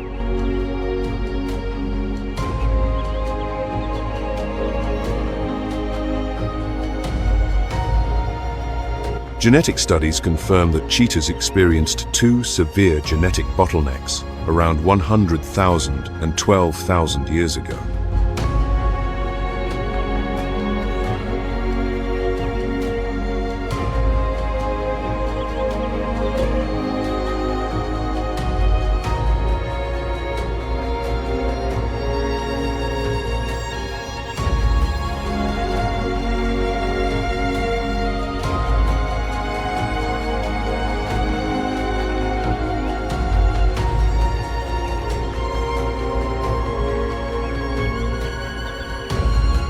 dry grasslands of Nyerere where speed is an advantage, but offers little protection, the cheetah relies on an open hunting strategy.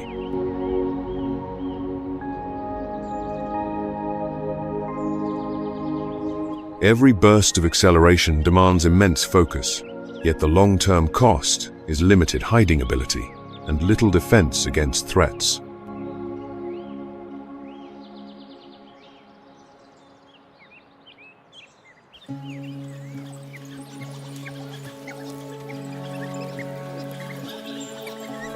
Unlike the cheetah's solitary approach, the African wild dog hunts in a pack, beginning with a silent, coordinated advance.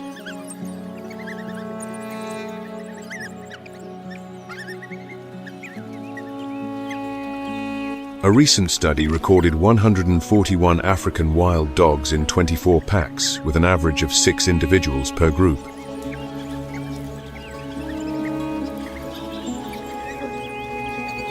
They are formidable hunters, boasting a success rate of 60 to 90%, far surpassing that of lions or leopards.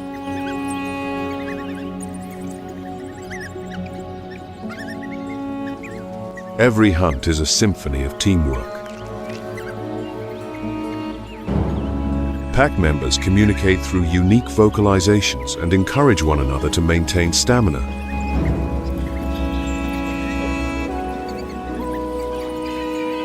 With a top speed of up to 40 miles per hour, they can pursue prey over distances of 1.2 to 2.5 miles, gradually exhausting their target.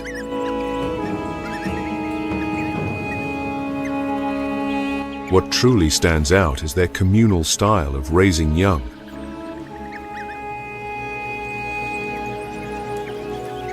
Healthier members will regurgitate food to feed the pups and even other adults.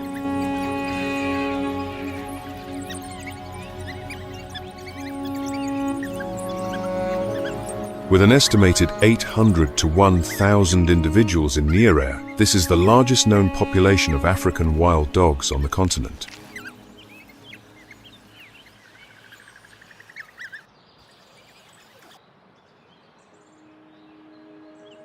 Across the grasslands and woodlands, the Angolan giraffe uses its superior height to reach nutrient-rich tree canopies.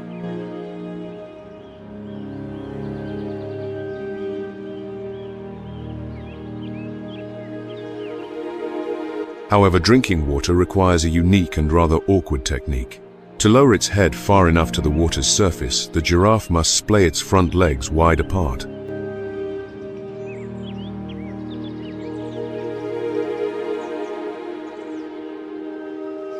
To drink from the earth, this celestial creature must bow its head, a perilous journey for blood that could flood the brain.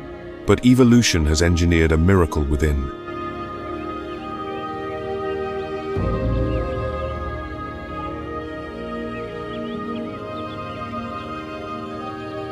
A hidden system of intricate gateways and locks in its great neck vessels manages the immense pressure, ensuring that with every humble bow, life's delicate balance is maintained. It is a masterpiece of hydraulic engineering hidden beneath skin and bone.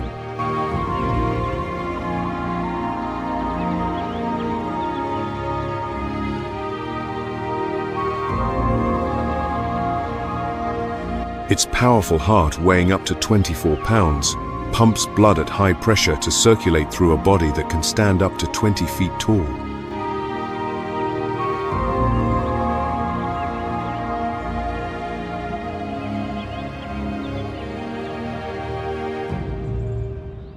Thanks to a high tolerance for dehydration, the giraffe can go without drinking water for 2 to 3 days, staying hydrated through moisture absorbed from its leafy diet.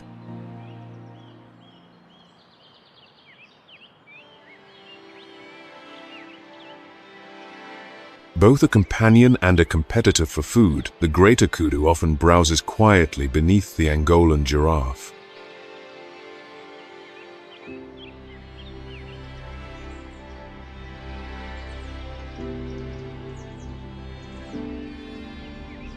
Distributed mainly throughout the woodlands of Nyerere, the greater kudu is one of Africa's largest antelope species, weighing up to 600 pounds.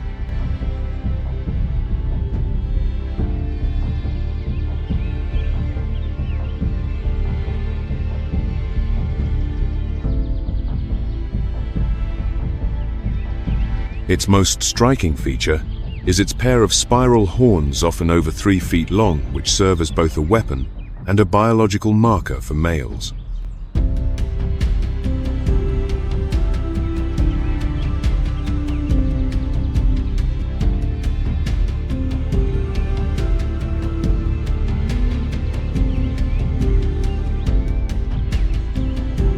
The greater kudu is solitary, or lives in small groups of 2 to 10 individuals, most active in the early morning and late afternoon to avoid the intense heat.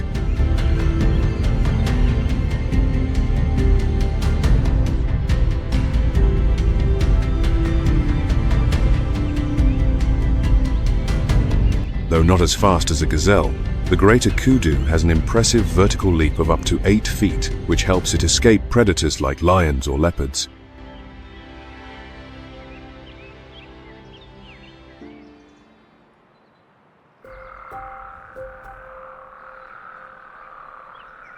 Leaving the arid grasslands, Nyerere's landscape softens into wetlands and seasonal floodplains.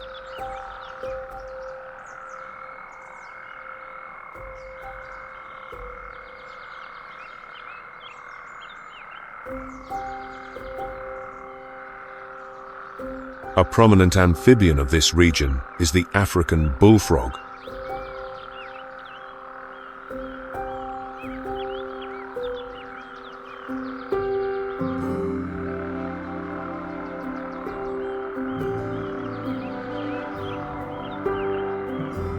When heavy rains fall, this giant frog emerges from the hard-packed earth to engage in an explosive breeding frenzy.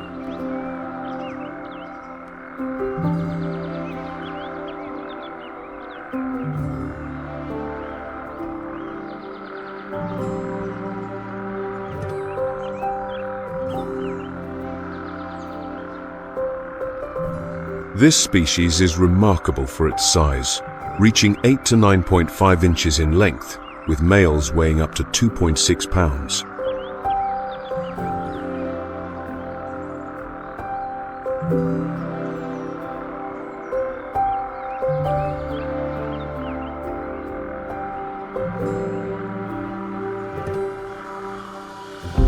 An opportunistic predator, the African bullfrog feeds on insects and small animals, including fish and other amphibians.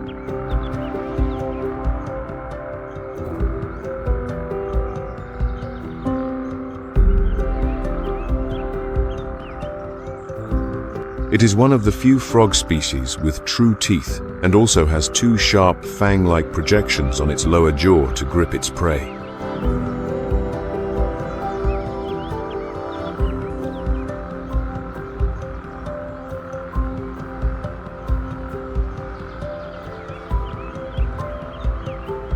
During the dry season, the African bullfrog burrows deep into the mud, secreting a thick protective cocoon of mucus to enter a state of hibernation.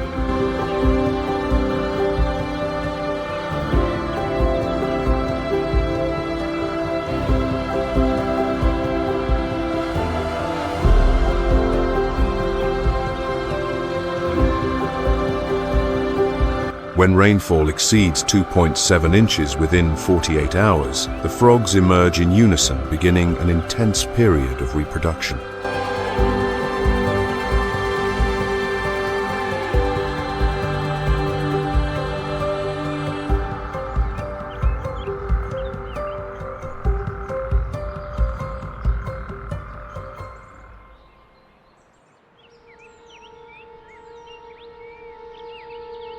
Looking across the marshy terrain, you might spot the lechwe, an antelope native to these wetlands.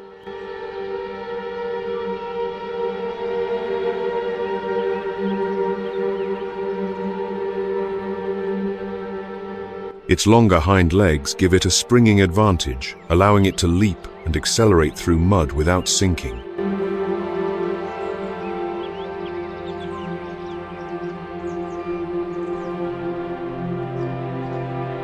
When necessary, the lechwe can reach speeds of up to 30 miles per hour, fast enough to escape predators even on unfavorable terrain.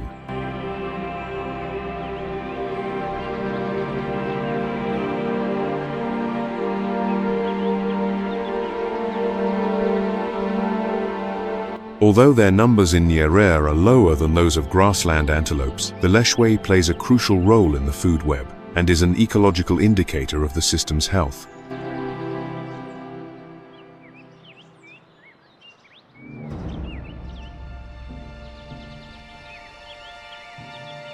One of the most striking sights in this ecosystem is the bold stripes on the plains zebra.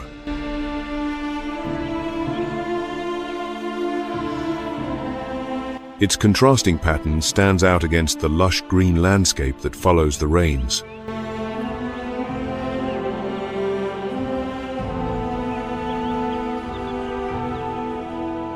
They often travel alongside other antelope species like the impala.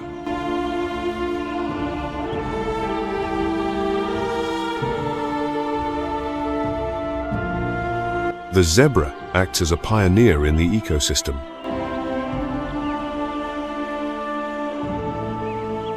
By grazing on the taller grasses, they clear the way for smaller herbivores to access the fresh shoots underneath.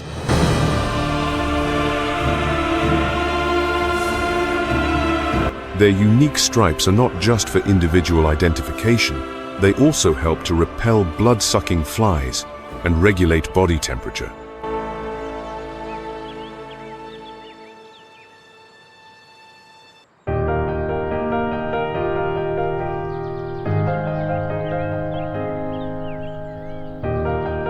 A common bird in Nyerere's seasonal wetlands is the African jacana, often nicknamed the Jesus bird.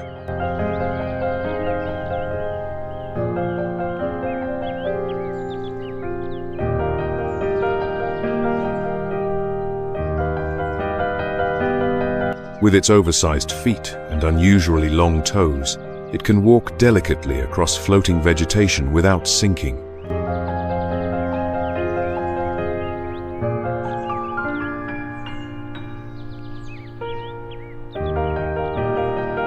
This behavior is not only a feat of ecological adaptation, but also allows the jacana to fully exploit shallow water areas.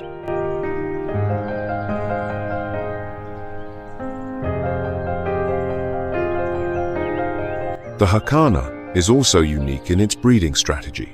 The female mates with multiple males, while the males take on the full responsibility of incubating the eggs and caring for the young.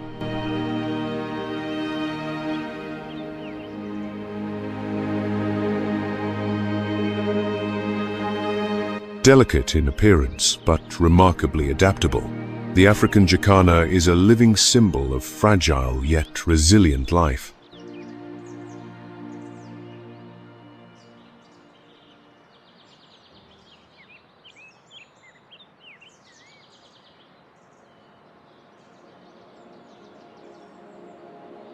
As the seasonal marshes begin to dry, life in Nyerere shifts once again, this time towards the hills and cliffs.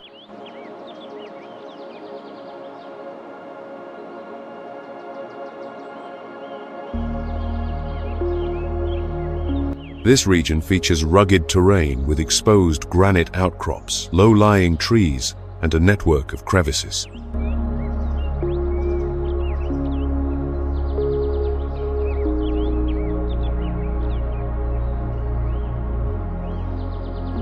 Thanks to its elevation, the climate here is cooler year-round.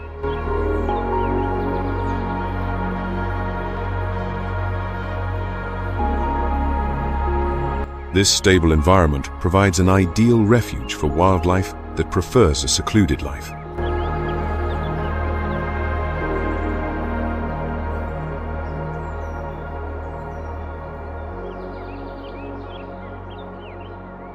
Most importantly, it is home to some of Tanzania's and indeed the continent's most sensitive and vulnerable animals.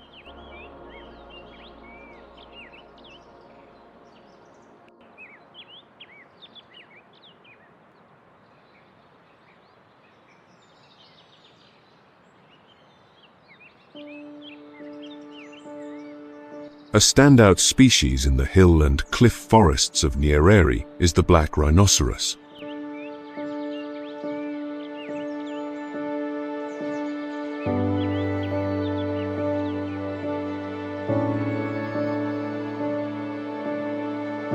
Unlike their grassland-dwelling relatives, These rhinos seek out granite slopes where thick, bush-rugged terrain and open forest shield them from view.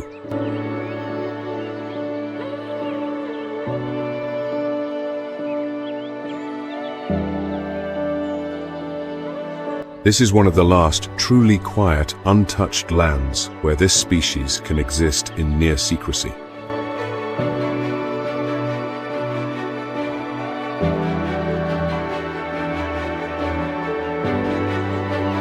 The black rhino's survival story is not loud or dramatic. They move slowly, marking their territory with scars on tree trunks.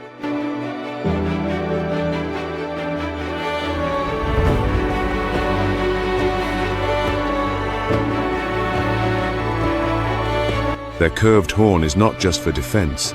It is a survival tool used to break branches and adapt to the harsh, arid land.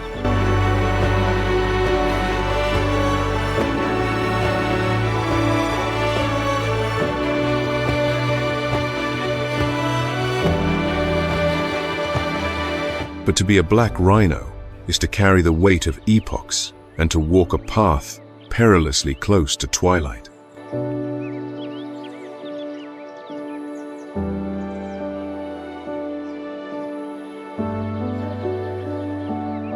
Its vulnerability is woven into the very fabric of its being. Life is given slowly, a single calf nurtured over long years.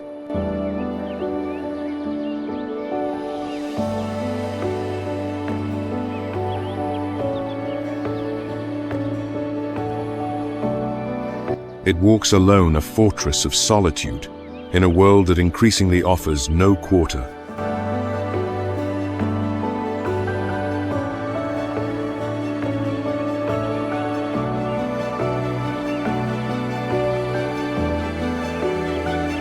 And the very emblem of its identity, the horn that has defended its lineage for millennia, has now become a curse, a beacon for greed that threatens to erase this ancient presence from the earth forever.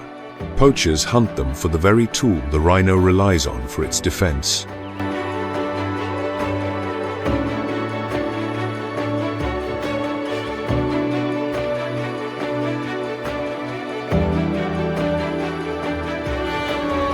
Their deep dependence on stable, undisturbed habitats makes them particularly sensitive to climate change or habitat degradation.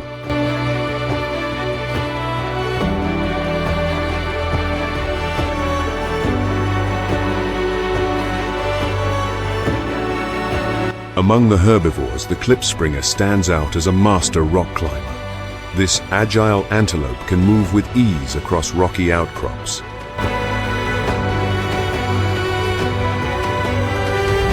Its thick, disc-shaped hooves provide a firm grip on steep granite crevices, allowing it to navigate vertical terrain with ease.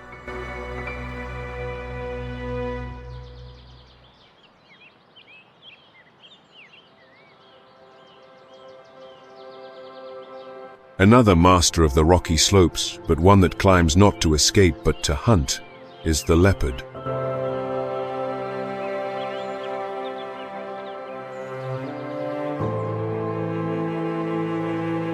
Unlike the pack-hunting lion, the leopard is a solitary creature, avoiding direct confrontation whenever possible. It hunts by night, relying on its keen vision and near-silent movement.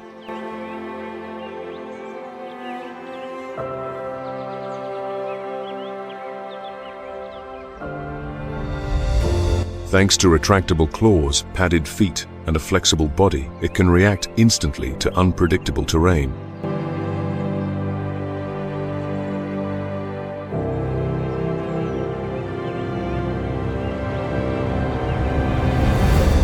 An adult can weigh from 110 to 155 pounds, enough to take down medium-sized prey like an impala or an adult warthog.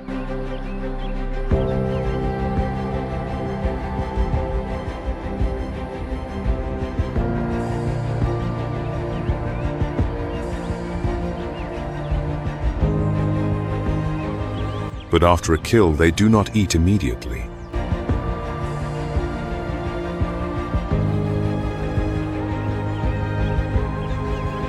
Instead, they drag the carcass up a tree or wedge it deep into a rocky crevice, both to preserve it and to protect it from opportunists.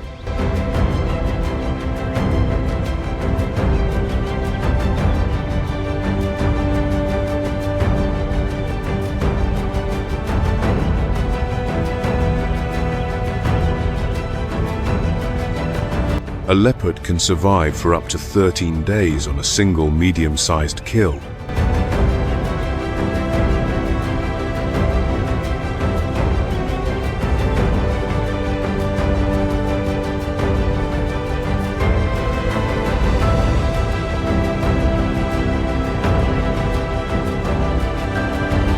They may lack the support of a pride, but that is precisely what makes them masters of survival.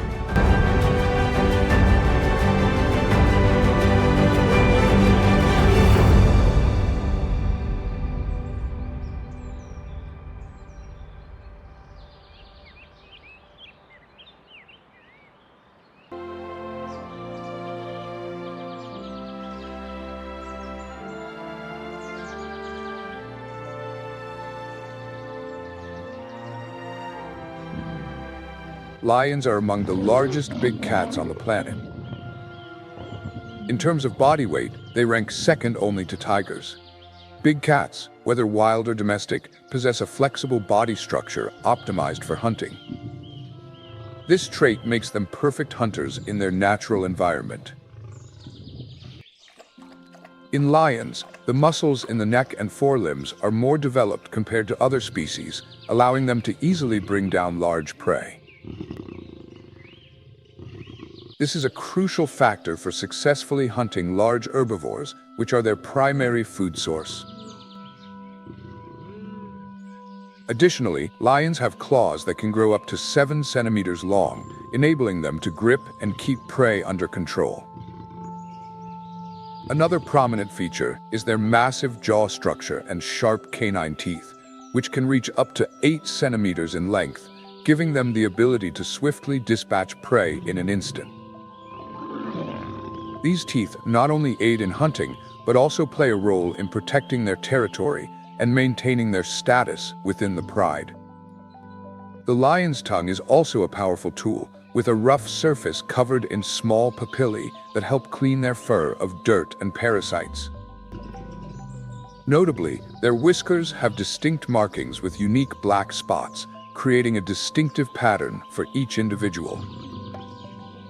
Each lion has its own fingerprint, helping researchers easily identify individual animals. This allows scientists to track and conserve the species more effectively by distinguishing each lion in the wild.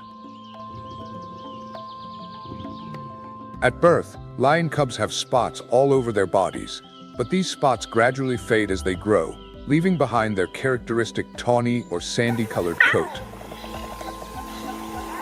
Aside from the mane on the male's necks and the tuft at the end of their tails, lions typically have short and smooth fur.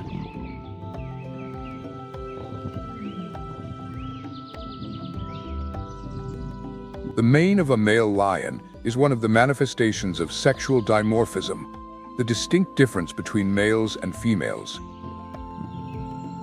The mane starts to grow when a male lion reaches 6 months of age, and its development depends on the age and unique genetic traits of each individual. A thick and long mane not only helps males attract females, but also serves as a symbol of strength and health. Lions with thicker manes are typically more respected within the pride and tend to have higher reproductive success.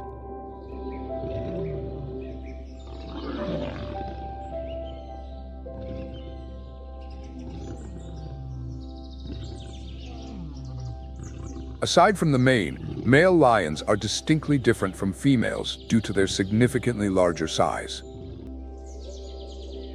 An adult male lion weighs an average of 180 kilograms, 396 pounds, and can stand up to 120 centimeters, 47 inches tall at the shoulder. Their body length can reach up to 2.5 meters, 8.2 feet. Exceptionally large individuals can weigh up to 250 kilograms, 551 pounds, and the heaviest lion ever recorded weighed 375 kilograms, 826 pounds, with a body length of 3.5 meters, 11.5 feet. This large size gives male lions an advantage in territorial battles and helps them maintain dominance within the pride. However, the downside is that it also requires more energy expenditure and makes it harder for them to sustain stamina. In contrast, even the largest female lions only reach the size of an average male, weighing around 180 kilograms, 396 pounds. The average weight of a female lion is around 125 kilograms, 276 pounds, which is about 1/3 less than the males. Being lighter allows female lions to be quicker and more agile, which is especially beneficial in their primary role as the male.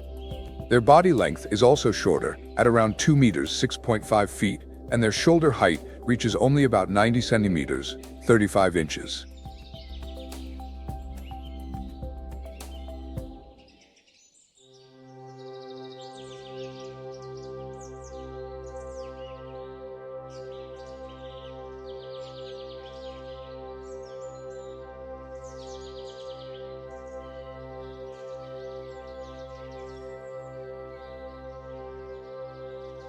Despite their powerful and muscular build, male lions face a serious issue. Their hearts are relatively small compared to their body size, preventing them from sustaining high-intensity physical activity for extended periods.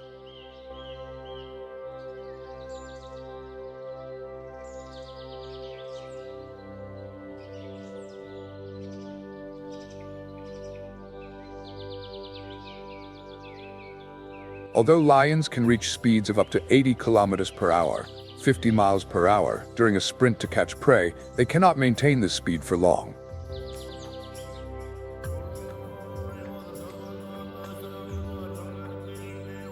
Their ability to accelerate quickly allows them to approach prey effectively in a short burst. But if they fail to succeed in the initial pounce, they often abandon the chase.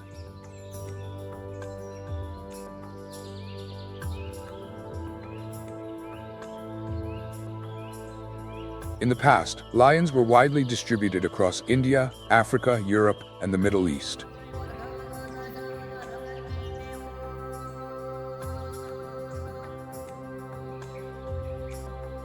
However, due to factors such as hunting, climate change, and landscape alterations, their habitat range has significantly diminished.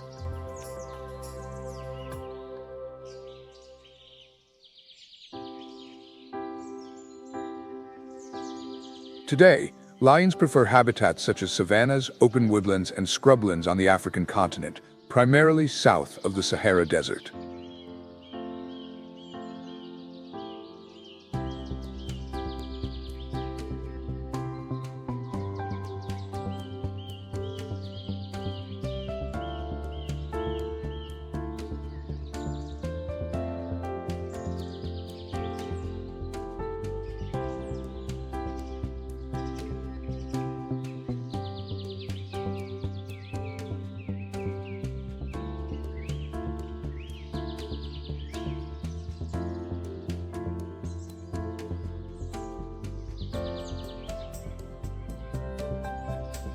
Lions live in groups called prides, typically consisting of 5 to 6 females, their cubs, and 1 adult male.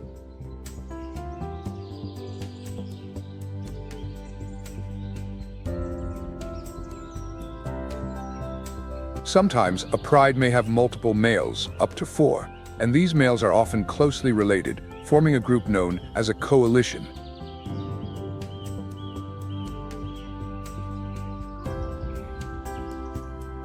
The total number of members in a pride can reach up to 40 individuals. When a young lion is expelled from its natal pride, it usually roams around, trying to establish its own pride or join another one if the opportunity arises.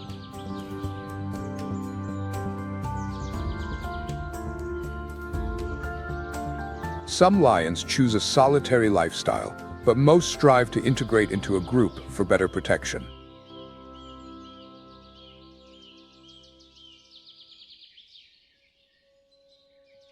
Within the pride, a patriarchal system is typically maintained, with the male playing the role of territory protector, while the females take on the responsibility of hunting.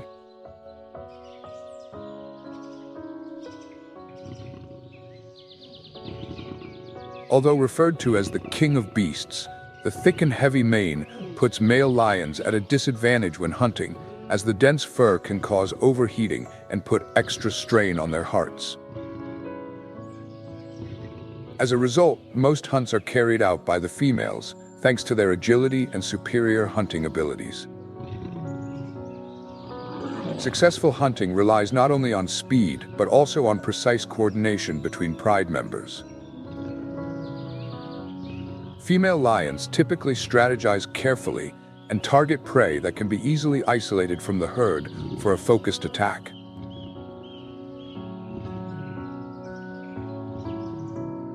Male lions are primarily responsible for protecting the territory and the cubs. A male lion requires about 7 kilograms, 15 pounds of meat per day, while a female needs only around 5 kilograms, 11 pounds. Their diet has a significant impact on their health and reproductive ability. When food becomes scarce, their health deteriorates rapidly, which in turn threatens the survival of the entire pride.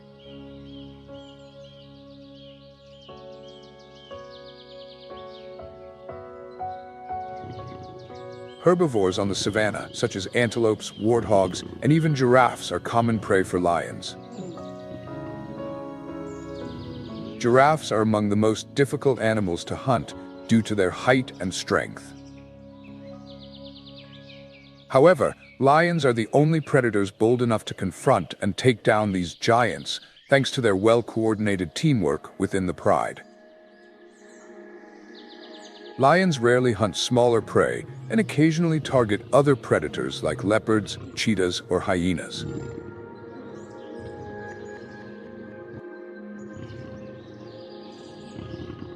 Lions are typically active at night or during twilight, in the late afternoon or early morning, and rarely hunt during the day.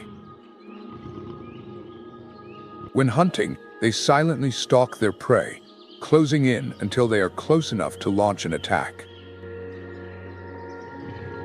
For smaller prey, lions will eat on the spot, but when they bring down a larger animal, the females drag the carcass back to the pride's territory to share with other members.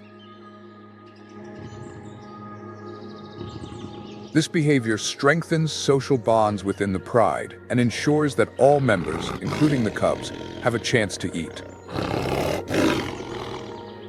Although all members are entitled to their share, conflicts can sometimes arise during feeding.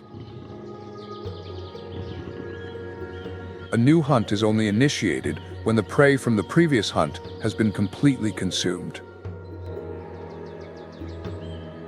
Hunting is not just about satisfying hunger, but also about protecting the pride's food resources within their territory, helping maintain their position in the ecosystem's food chain. Well-fed lions often ignore potential prey, even when it is nearby. Another important aspect of lion pride life is the continuation of their lineage. Unlike many other animals, the reproductive cycle of lions is not influenced by seasonal changes, but begins when males and females reach sexual maturity. Males mature later, becoming ready to mate at around 6 years old, whereas females reach maturity and are ready to pair at just 4 years old.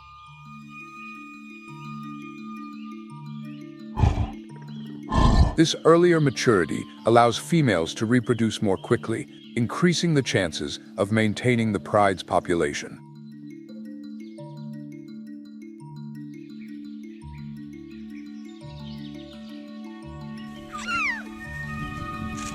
Competing for females among lions can lead to brutal battles that sometimes escalate to deadly confrontations. This is a fierce struggle for survival, where only the strongest males capable of protecting the pride are allowed to remain and pass on their genes. This comes as no surprise, considering that male lions heavily rely on the females. females in the pride not only take on the hunting duties, but also care for the cubs. Meanwhile, the male's role is focused on reproduction and defending the territory, preventing other males from intruding and taking over the pride. Maintaining a strong pride is crucial because only with a stable pride can the male have a steady food supply brought in by the females. This creates a noticeable social imbalance, likening the male lion to a tyrannical king in the animal kingdom.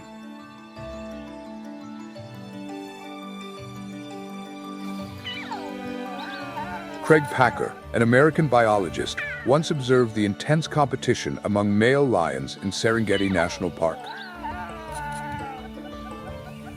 When a new male defeats the previous one and takes over the pride, it immediately seeks to kill the existing cubs. This behavior may seem cruel, but it is a survival strategy.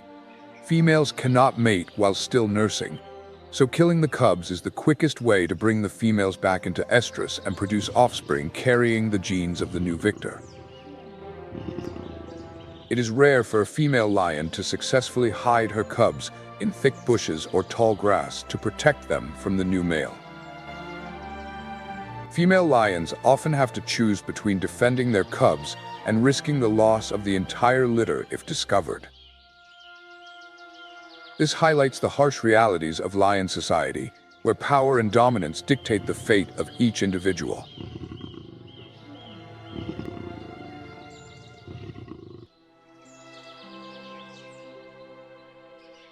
However, the existence of a strong pride depends on their cohesion and social organization, which has helped lions maintain their apex status in the animal kingdom.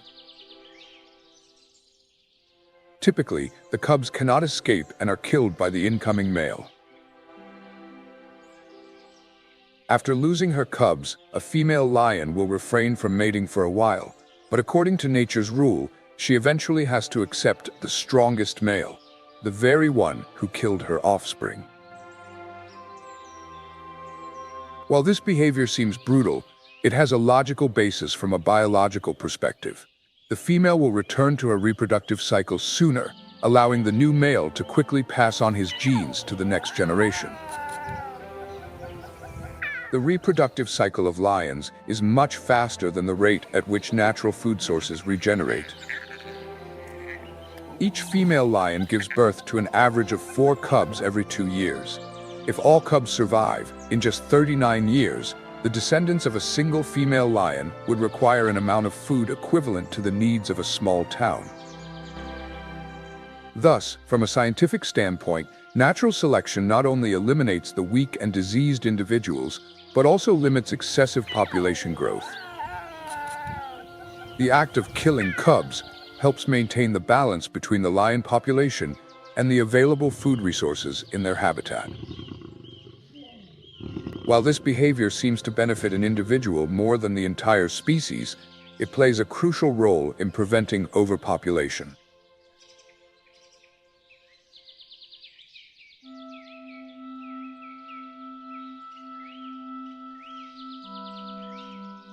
Scientists have discovered that the smaller the pride, the higher the number of cubs born.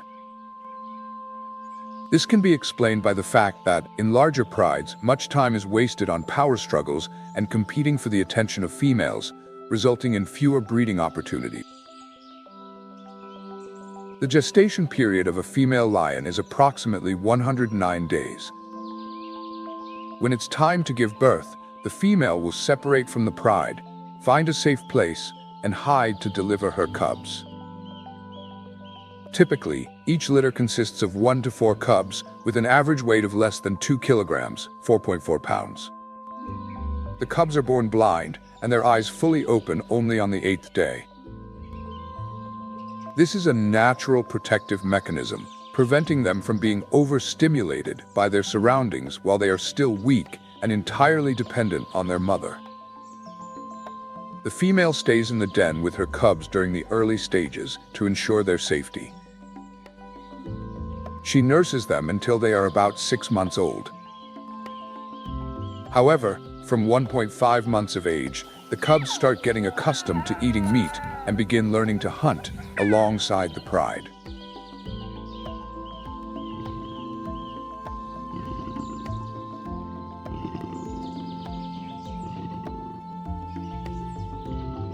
The lifespan of lions depends on various factors and living conditions. The first factor is a suitable habitat. If the pride's territory provides ample food and safe shelter, their lifespan tends to be longer. An ideal habitat also helps reduce stress and the risk of conflicts, which significantly impacts their long-term survival.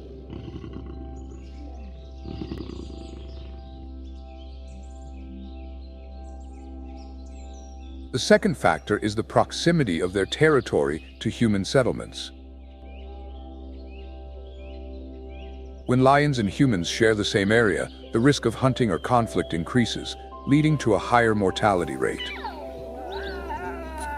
Humans are not only a direct threat to lions, but also indirectly reduce their habitat and food sources. Lion lifespan is also influenced by whether they live in a pride or as solitary individuals. Lions living alone face more challenges, such as finding food and defending territory, which often results in shorter lifespans compared to those in organized prides. Another important factor is gender. Female lions, with their instinct to avoid conflict and conserve energy, have a higher survival rate and can live longer than males. Avoiding confrontations with other males helps them maintain their health and reduce the risk of injury.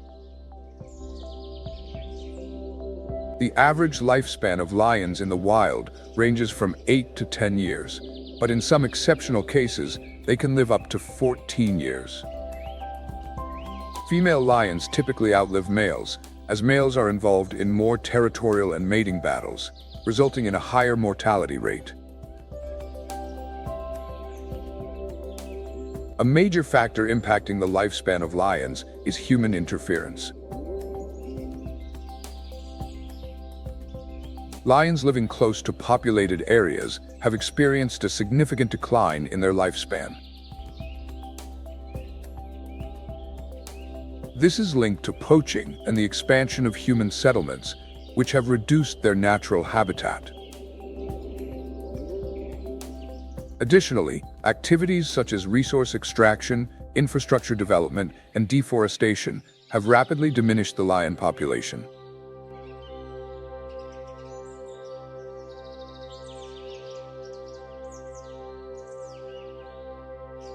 However, the establishment of reserves and proper captive conditions in zoos, under the supervision of veterinary experts, has extended the lifespan of lions to up to 25 years, which is 2.5 times longer than in the wild. In captivity, lions are not only protected from predators and hunting, but also receive medical care, adequate nutrition, and live in a stable environment. The lifespan of lions also varies depending on the region in which they reside.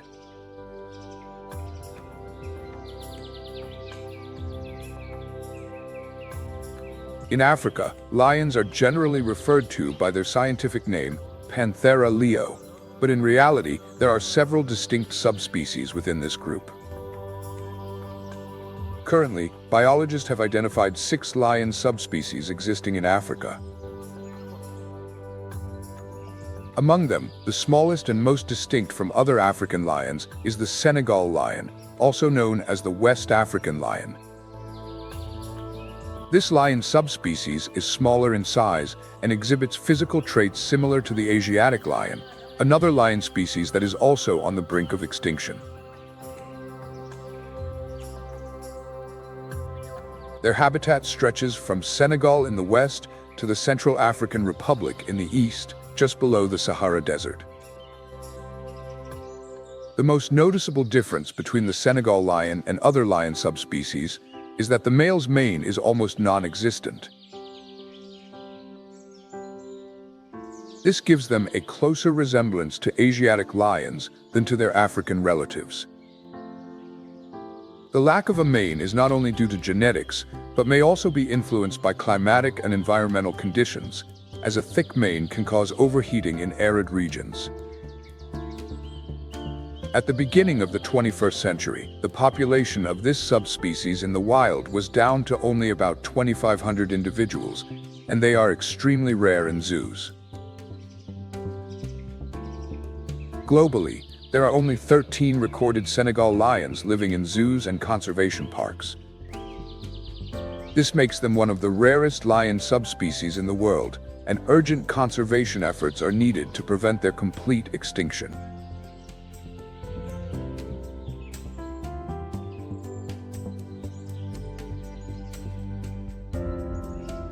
In contrast, the northern Congo lion, also known as the Uganda lion, possesses all the characteristic features of African lions. They are large in size, have a thick mane, and are considered a quintessential representation of the African lion. Their habitat includes the Congo River Basin, stretching from northeastern Democratic Republic of Congo to the western regions of Uganda. This subspecies is genetically closest to the Barbary lion, a now extinct lion species that was the largest lion to have existed in the 20th century.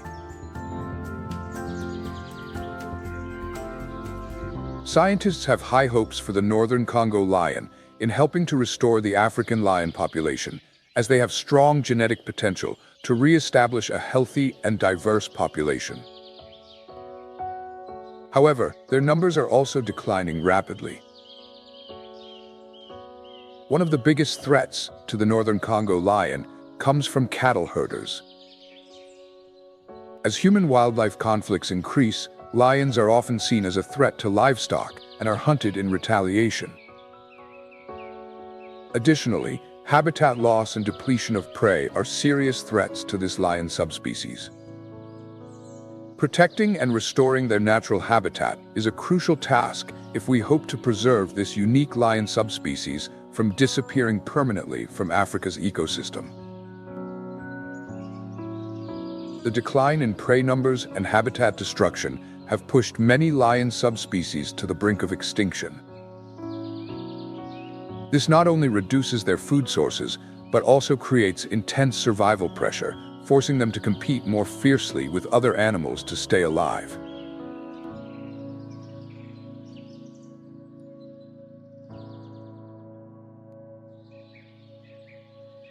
One of the prominent subspecies in East Africa is the Maasai lion. This subspecies is distinguished from other lions by its long legs and unique mane, which sweeps backward. Their habitat ranges from Ethiopia and Kenya to Tanzania and Mozambique.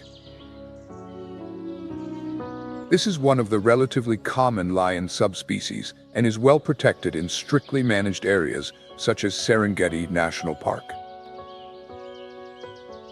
Maintaining their stable population is the result of rigorous conservation efforts in protected areas where scientists and international organizations work closely to combat poaching.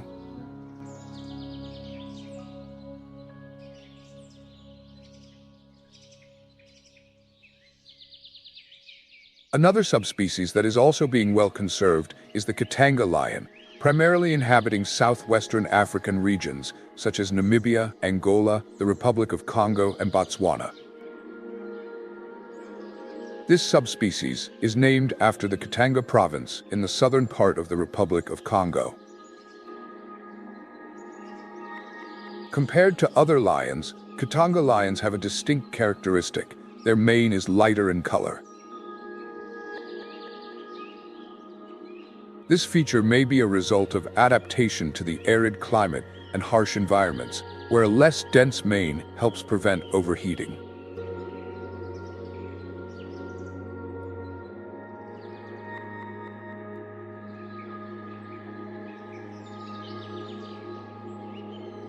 In southeastern Africa, the Transvaal lion is renowned for its thick mane with a deep coloration.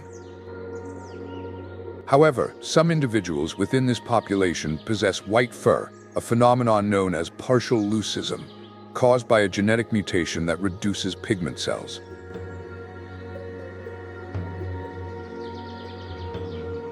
These unique white lions are not the result of complete albinism, but rather a partial deficiency of melanin in their fur, giving them a bright white coat, while the underlying skin has a pale pink hue. White lions are rare and attract considerable attention, both in the wild and in conservation areas, as they hold significant value for genetic research and biodiversity conservation. Recent studies indicate that the Transvaal lion population once roamed throughout southern Africa and became geographically isolated from other lion populations by the late 19th century.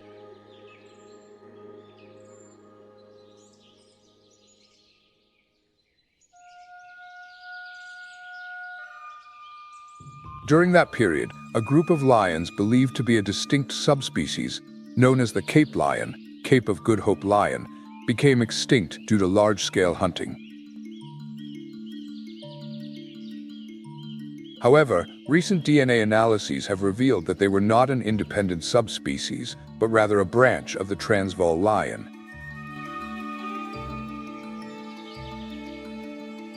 This finding highlights the need for modern genetic analysis in classifying lion subspecies to avoid unnecessary confusion in conservation efforts.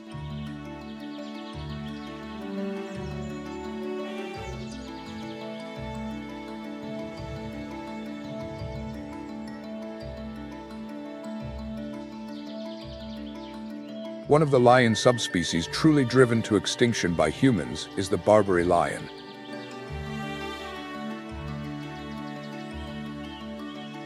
These were the largest lions to have ever existed, historically inhabiting the North African region. They were remarkably large, with manes that covered their shoulders and back, creating an extremely impressive and intimidating appearance.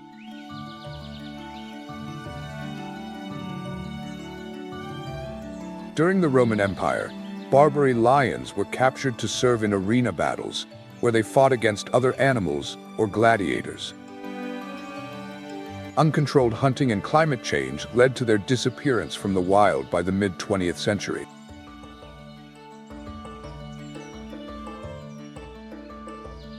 The last recorded Barbary lion in the wild was sighted in the mid-1960s.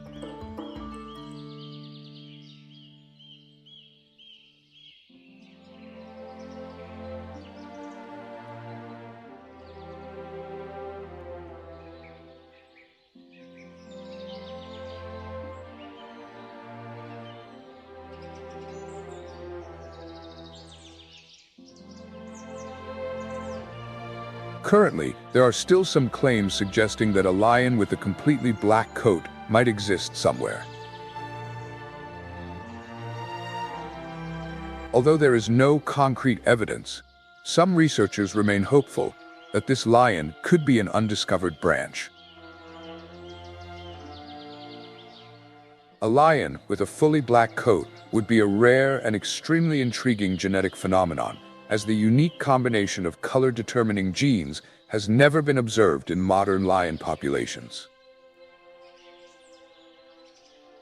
Continued research and conservation of lions are crucial tasks to protect the last wild icons of the African continent.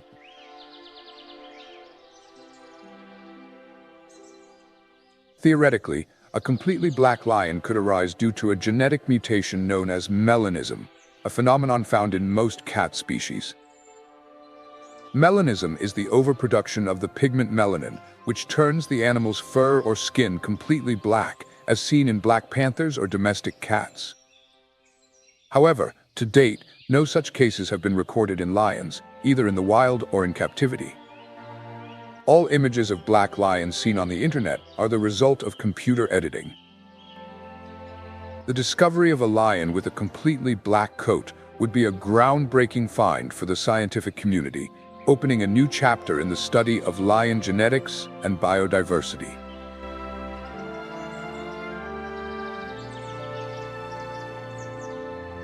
As mentioned, the greatest enemy of lions in the wild is still humans. But this is not the only threat that lions face. Due to having similar diets and hunting patterns, lions frequently come into conflict with hyenas. In most cases, lions steal prey from hyenas, while hyenas wait until the lions are full and leave the leftovers. This relationship is a prime example of interspecific competition in nature, where two species compete for a limited food source. However, if the pride has few members or the lionesses are not strong enough, hyenas can sometimes turn the tables and reclaim the food. Hyenas are also a significant threat to young lions that stray from the pride, as they do not hesitate to attack and kill these vulnerable cubs.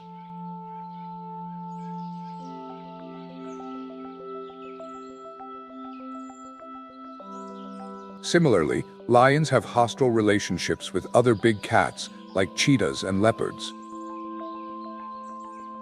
Lionesses often hunt down and kill the cubs of these species to reduce future competition.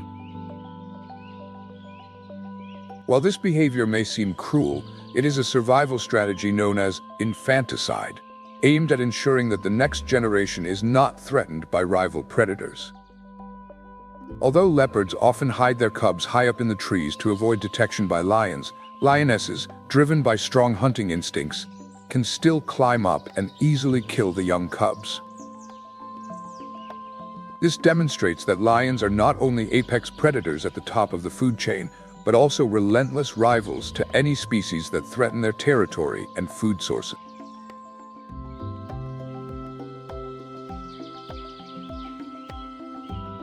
As an apex predator, lions require a habitat with a diverse prey base. However, the mechanism for regulating prey populations to maintain ecological balance is not yet fully understood. Some studies suggest that the distribution and density of prey are more critical factors than the daily food intake needed by lions. The loss of primary food sources due to the decline in herbivore populations and habitat shrinkage has pushed lions to the brink of extinction. To save lions from the risk of extinction, humans have established reserves and national parks, most of which are located in Africa and designated as national parks. These protected areas not only help maintain lion populations, but also provide opportunities to study their behavior, ecology, and genetic traits. Thanks to these areas, many lion populations have been safeguarded from poaching, and their habitats have significantly improved. However, reserves also face numerous challenges, including limited funding, human encroachment, and the threats posed by unsustainable resource extraction activities. Effective management and protection of these reserves are key to ensuring the long-term survival of lions and other wildlife species on the African continent. Within parks and reserves, lions are able to move freely and live in a natural environment similar to their original habitat. Ensuring a natural environment and ample space helps lions maintain natural behaviors and reduce stress, which is crucial for preserving their mental and physical health. The most famous reserve with lions is Sun City, located near the capital city of Pretoria in South Africa. This is a combined conservation area and resort with a total area of 150 kilometers, 58 square miles. Like other national reserves, it is heavily protected and enclosed by fencing to ensure the safety of both the animals and visitors. Such reserves play a crucial role in promoting ecotourism, helping to raise public awareness about wildlife conservation. The Lion Park is a popular tourist attraction, and tours are typically conducted using special off-road vehicles equipped with protective metal cages. These tours provide a unique experience, allowing visitors to observe lions up close in a natural environment while ensuring safety. In these reserves, rangers are always on duty to monitor the animals' lives and protect them from poachers. Unfortunately, the tradition of lion hunting still exists in the 21st century, and in some cases, lions are specifically bred in captivity to be hunted. This practice not only poses a serious threat to lion populations, but also severely undermines the humane principles of wildlife conservation. In reserves, poachers seek to profit from selling lion pelts, a highly valuable trophy. Due to the difficult economic situation in many parts of Africa, local communities sometimes resort to participating in these activities to make a living. This presents a major challenge for reserves, as they must balance protecting wildlife with addressing the socio-economic issues of surrounding communities.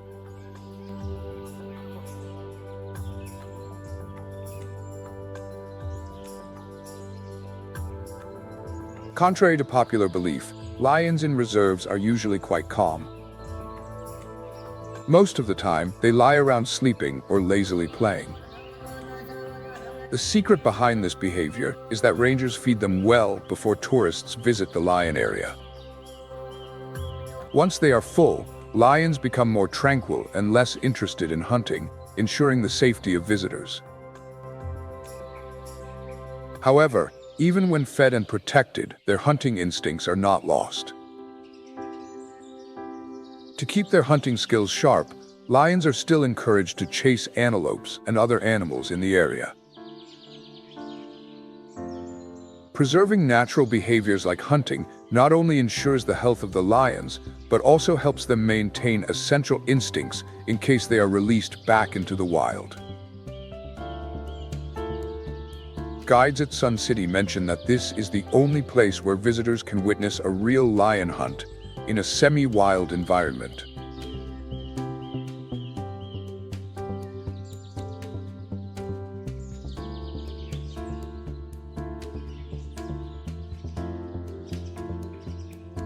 Young lions can be relatively well domesticated, making them often compared to dogs in terms of trainability. In ancient times, domesticated lions were even taken on military campaigns. However, raising a lion at home is no easy task. Lions are wild animals with complex physiological needs, especially in terms of diet, habitat, and social interaction. Without these factors, they can become dangerous and uncontrollable. An adult male lion requires around 7 kilograms, 15 pounds of fresh meat daily.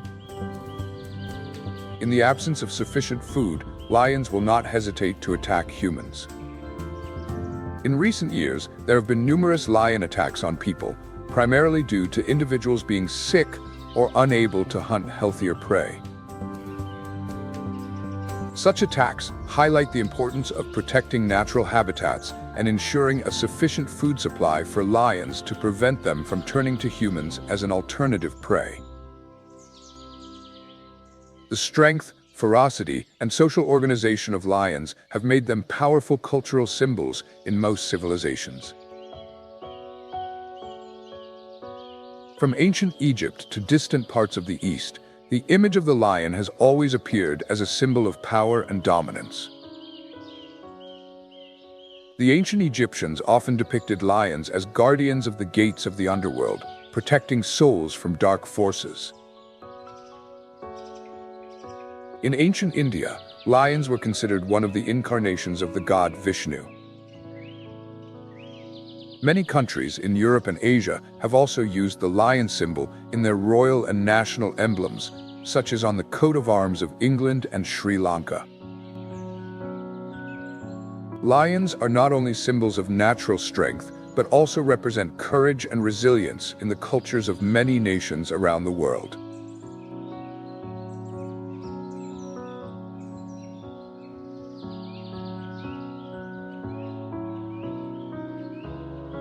Thank you for joining Nature Moments on this journey to explore the world of the Lion Kings in Africa. If you enjoyed this documentary and want to see more exciting content about wildlife, don't forget to hit the like button, subscribe to our channel, and turn on the notification bell so you won't miss our next adventure. See you next time.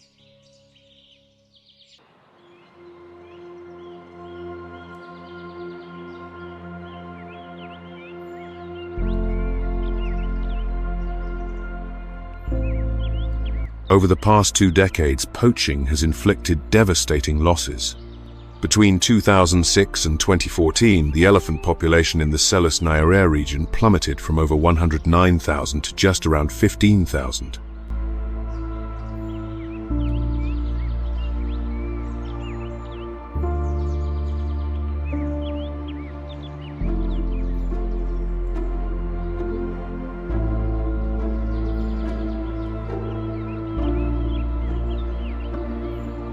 A more profound challenge comes from the Refuge River itself.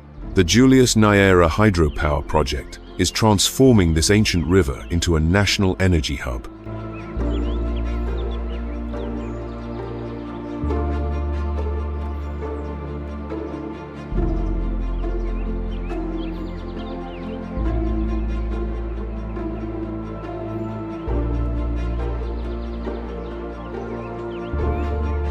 But in exchange for electricity, the wetlands and floodplains are paying the price. Regulating the river's flow threatens the natural flood cycles.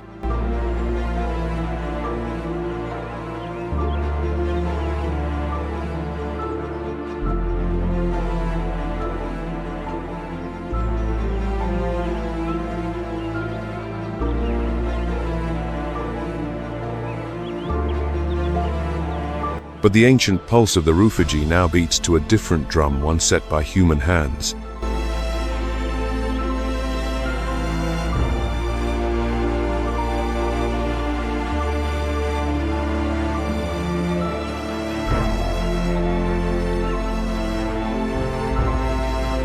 A dam promises power but threatens to still the very floods that are the lifeblood of this ecosystem.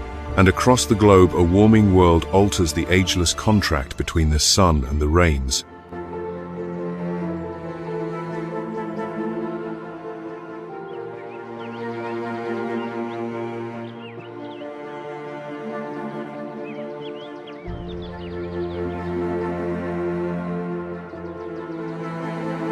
Yet, even in this altered world, there are whispers of a change, not of climate, but of heart. The silent toll of the poacher's gun is being answered by new eyes in the sky.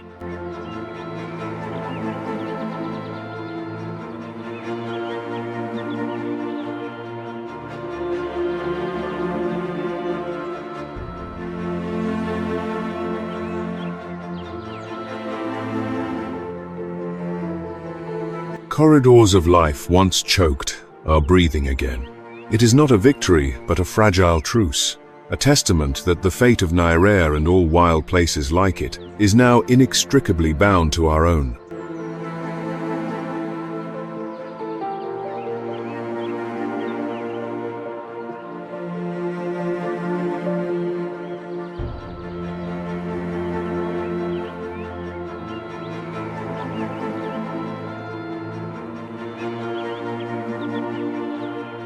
The elephant population, after its sharp decline to about 15,000 in 2014, surpassed 20,000 by 2023.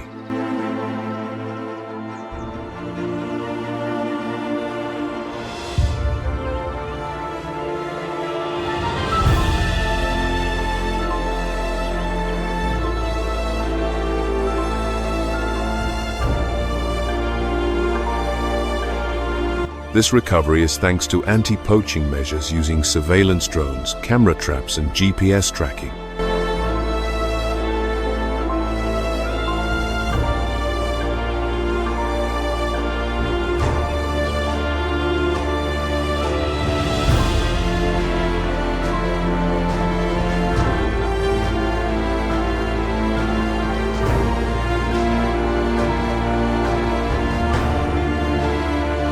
In the Rufiji River Basin, under pressure from UNESCO, the Tanzanian government began experimenting with seasonal flood release models in late 2024.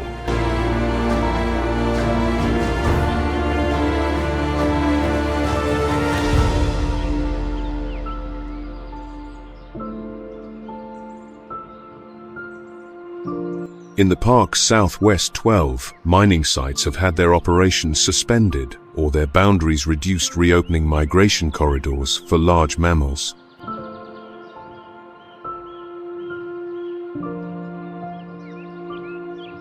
Each of these changes is a small but steady step forward. And from within this quiet persistence, Nyerere is slowly catching its breath.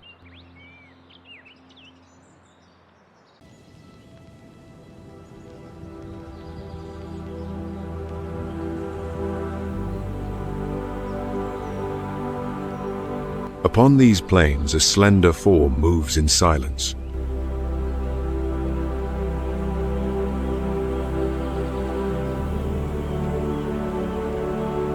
And upon these plains, a silhouette of speed, the cheetah, a creature sculpted by evolution for a single breathtaking purpose, the pursuit.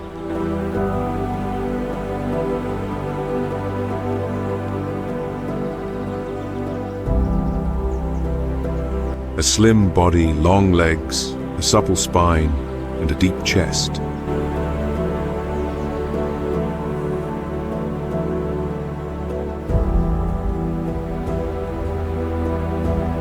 All combined to create a frame built for explosive acceleration.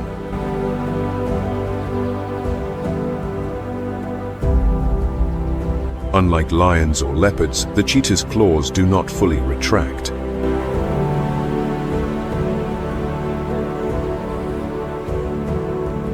They grip the earth as it runs, much like the spikes on a sprinter's shoes.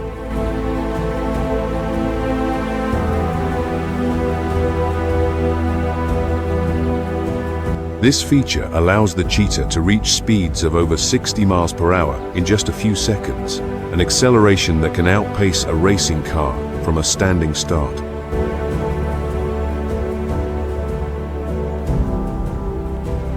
From the corner of each eye, a dark line descends like a permanent tear, but this is no mark of sorrow.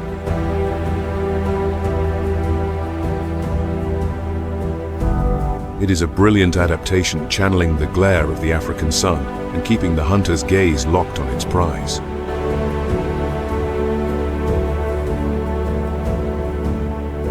They help to cut the glare of the sun, sharpening its focus as it scans the plains for prey.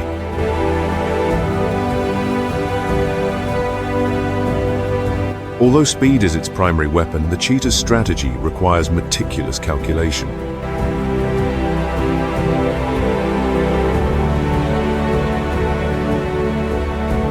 It studies its quarry, often targeting the young, the weak, or those separated from the herd, and will only strike when conditions are perfect.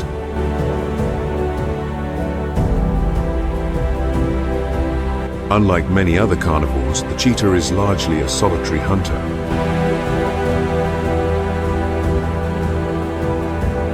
In some cases, particularly in the Serengeti, males may form small coalitions, usually of brothers, to hunt together.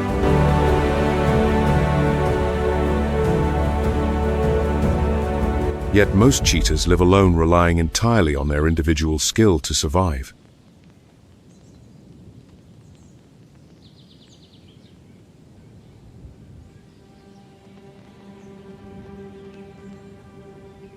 But survival here is rarely a solitary affair. Under the searing midday sun, a brotherhood of cheetahs moves with open intent.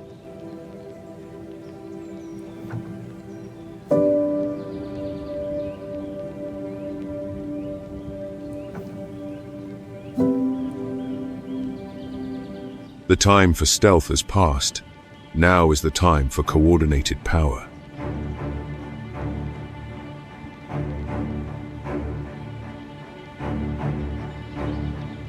Each maintains a tactical distance, their eyes fixed on the target ahead. Two adult ostriches, busy foraging.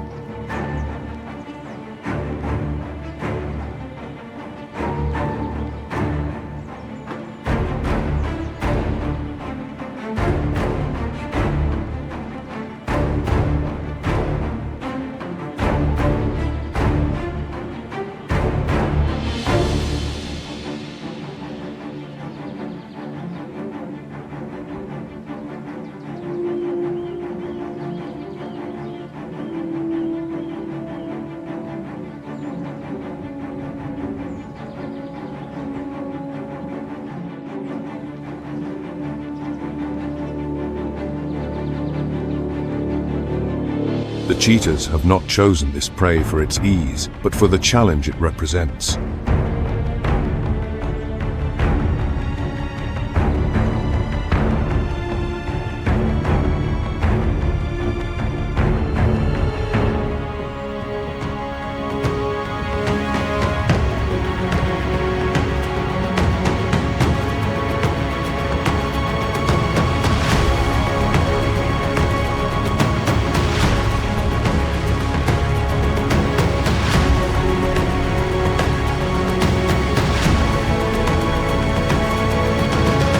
One false move could be paid for with a bone-shattering kick.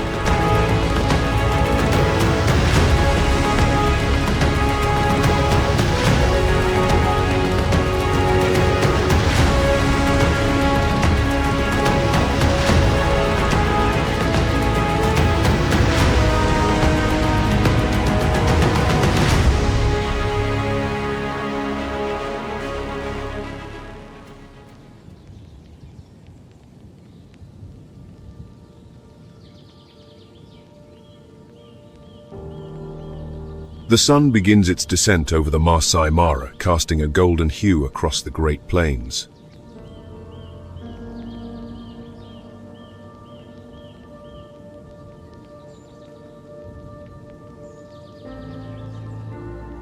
Separate from the other grazing herds, a flock of African ostriches moves quietly towards an area of dry, sandy earth.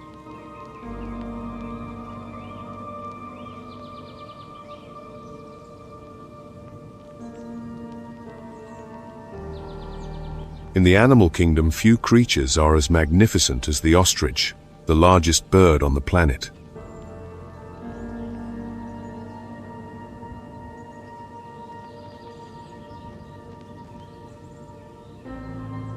Standing between 7 and 9 feet tall and weighing up to 330 pounds, the African ostrich Struthio camelus is a true athlete of the savannah.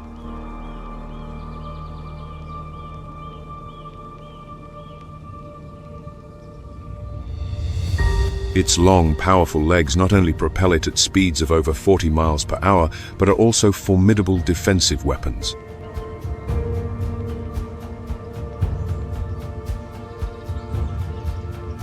For these legs are not just built for speed, they are weapons capable of delivering a kick with enough force to deter and even kill a lion.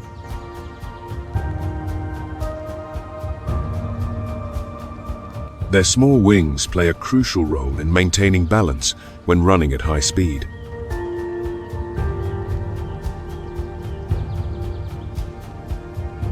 Their eyes, at nearly 2 inches in diameter, are the largest of any bird, allowing them to spot predators from hundreds of yards away.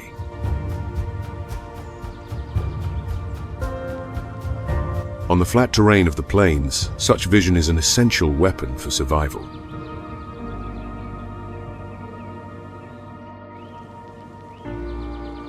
Ostriches live in small groups, usually led by a dominant male and several females.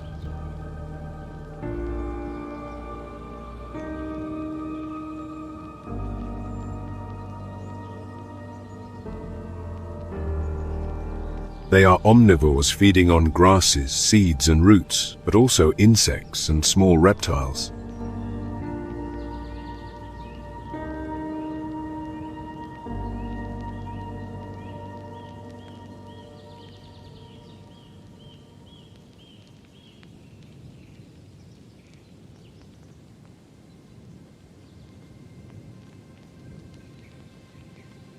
As the setting sun stretches the ostrich's shadows across the ground, the breeding season begins.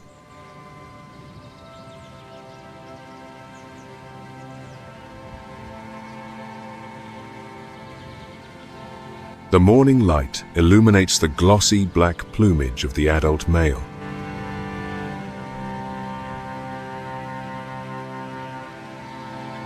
The skin on his neck and legs flushes a vibrant pink, a clear sign of breeding hormones.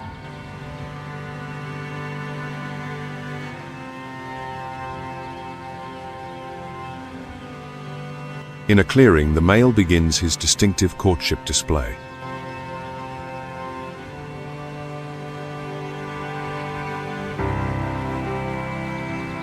Nearby, the females watch with calm appraisal. Their choice is not random.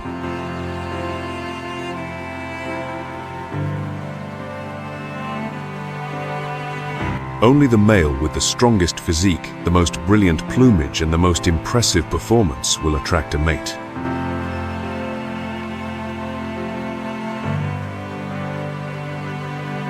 When a female approaches and lowers her head, signaling her acceptance, mating happens quickly.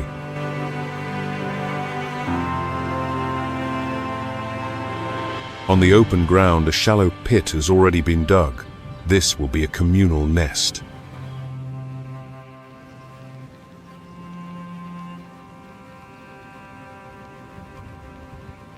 Not just one, but several females in the group will lay their eggs in this shared space.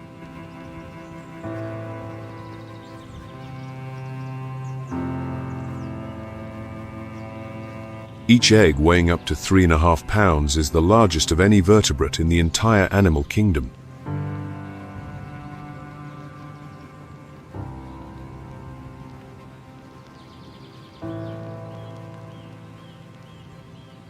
Although many females contribute only the dominant male and the alpha, female will incubate them. It is a social structure rarely seen among birds.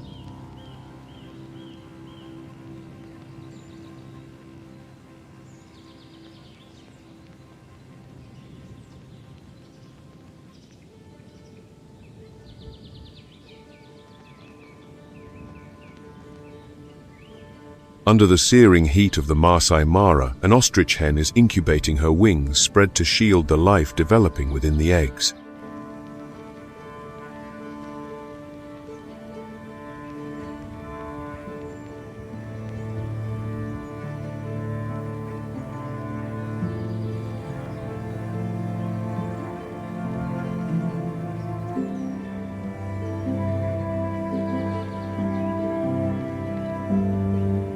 She constantly raises her head, scanning her surroundings with vigilance. Every movement in the grass is noted.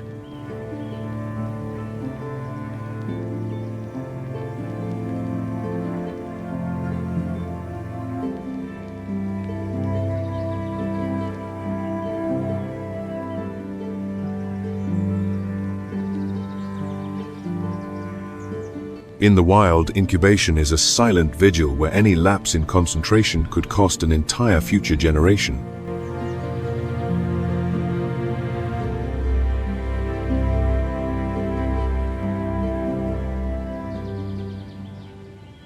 From a nearby hillock, a pack of African wild dogs begins its approach, moving stealthily through the thick grass.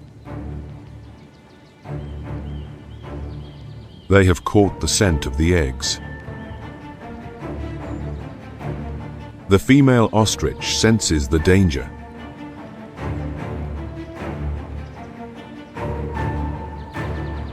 She stands up and runs in the opposite direction, flapping her wings dramatically to draw the predator's attention. It is a classic diversionary tactic designed to protect the nest she has left behind.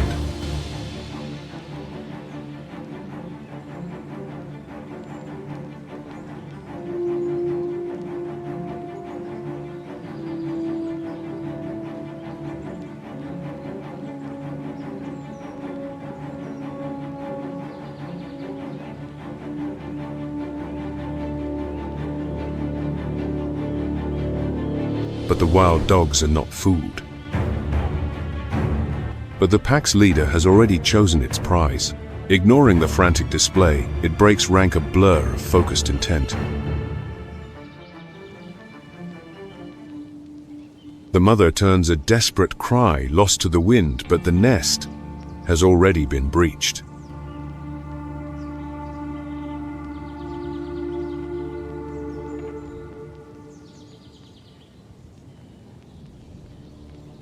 When the dust settles and the wild dog pack has retreated, a stillness returns, but it is the silence of anticipation. Beneath the warm sand and a mother's wing, the ostrich eggs begin to stir.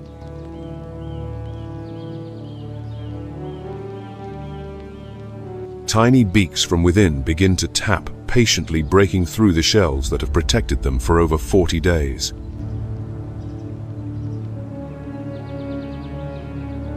Within a few hours, the entire nest has become a creche of chicks stumbling alongside the towering legs of their parents.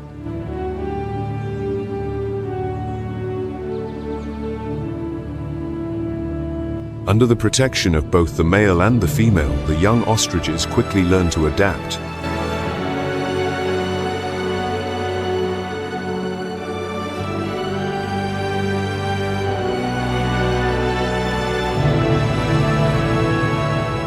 They are taught not by instruction, but by observation and mimicry.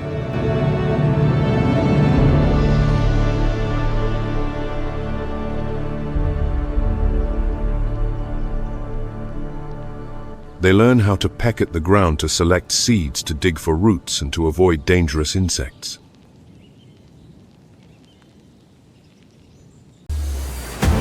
This land needs no introduction. Its wild pulse tells the greatest story of survival on Earth. Deep forests, plains that stretch to infinity, and parched deserts merge into a landscape both overwhelming and formidable. In this kingdom, life is not a gift to be merely accepted.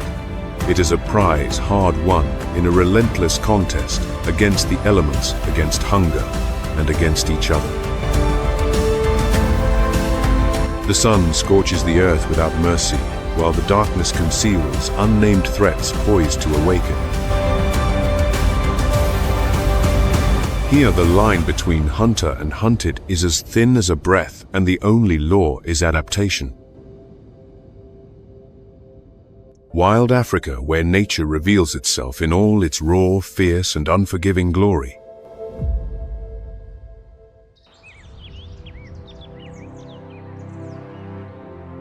As the first light of a new day touches the savanna grasslands, a new journey begins.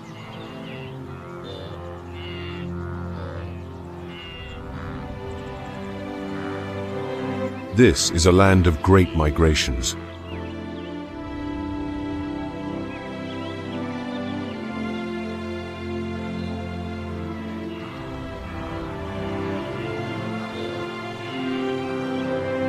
Vast herds of wildebeest, joined by zebra and Thompson's gazelles, begin the greatest pilgrimage on the planet.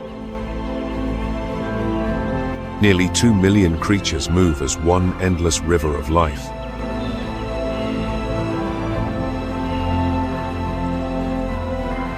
They follow an instinctual call, traveling thousands of kilometers from the Serengeti in Tanzania to the Masai Mara in Kenya in search of green pastures and precious water.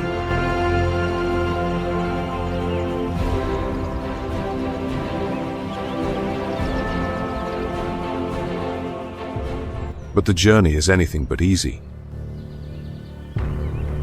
But the crossing holds a deeper peril. Here, where the water churns brown and thick, patience takes a reptilian form. Nile crocodiles, ancient assassins cloaked by the current, waiting for a single misstep. On land, other predators are also watching.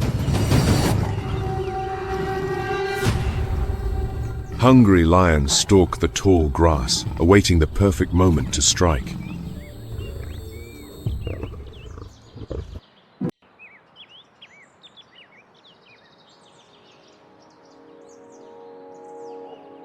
Many days have passed since he last ate a true test of survival. As the harsh rainy season drags on, the already scarce food supply has become more scarce than ever for the mother and son lion. But Nyata Mojo's mother is a hunter with extraordinary determination and patience. She can spend hours tracking and stalking her prey.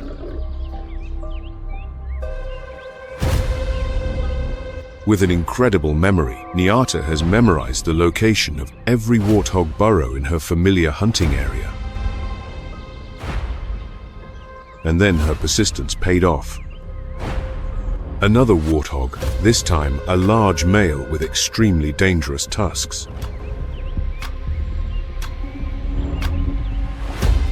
Taking advantage of the thicket as a perfect hiding place, she gently approaches,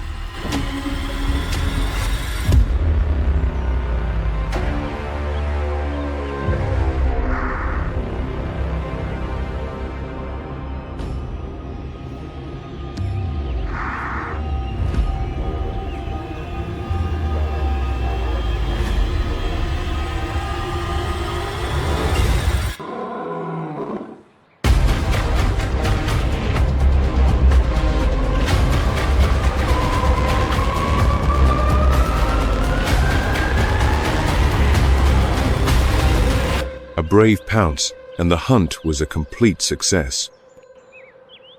The prey was almost as big as Nyarere's entire body.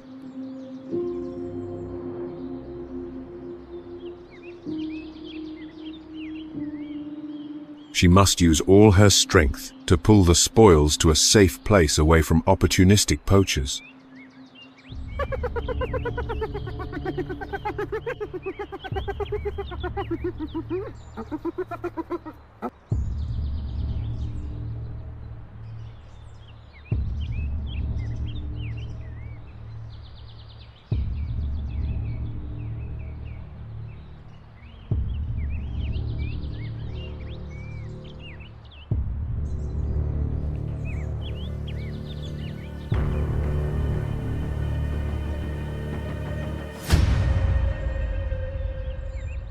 A secluded island in the middle of the water is the most ideal place.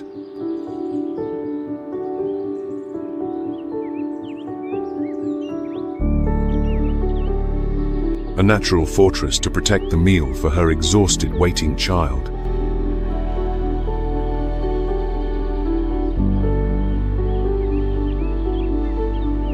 Nyerere calls Mojo to come and share the feast. After being full, this is a rare moment of peace and connection for the mother and son. In grasslands like the Okavango Delta, they move low to the ground, creeping forward silently, using every tuft of grass and tree trunk as cover.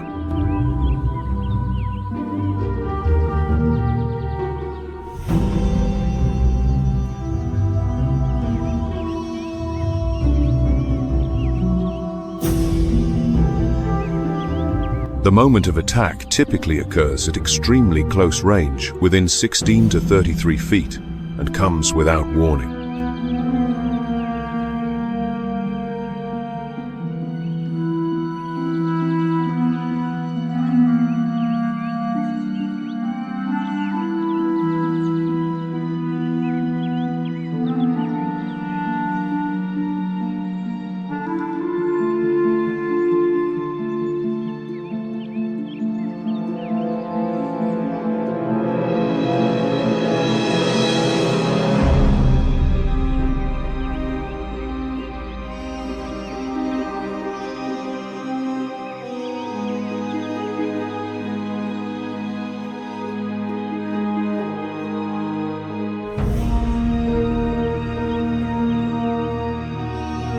In a flash, the leopard launches its body at speeds of up to 37 miles per hour.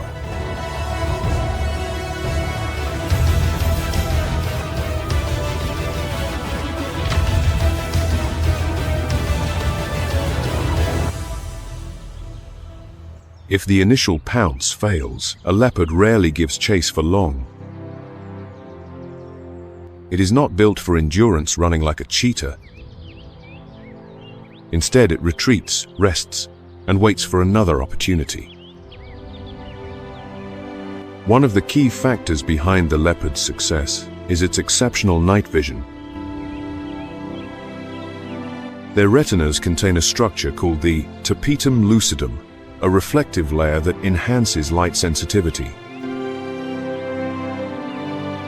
This allows a leopard to see 6 to 7 times better than a human in low-light conditions.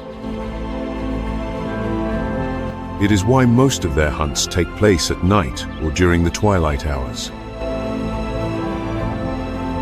Their diet is incredibly diverse, ranging from small animals like guinea fowl and African hares to larger prey such as impala gazelle and occasionally even young giraffes. This flexibility not only ensures their survival in harsh environments, but is also one of the main reasons leopards continue to thrive where other large cat species have sharply declined.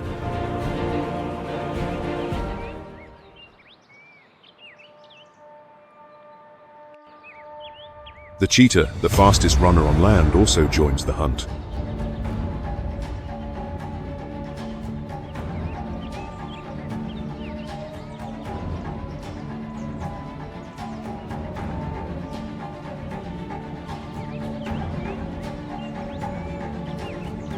It relies on its keen eyesight to spot prey from afar before launching into a blinding sprint.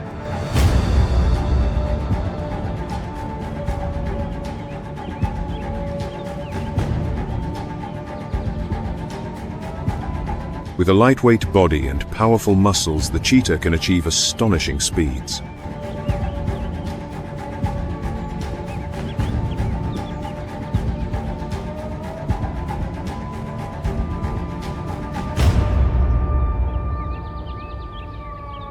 But this extraordinary power comes at a cost. The cheetah's body is a finely tuned engine running on borrowed time. The explosive chase is a gamble against exhaustion. A sprint that must find its resolution in less than half a minute.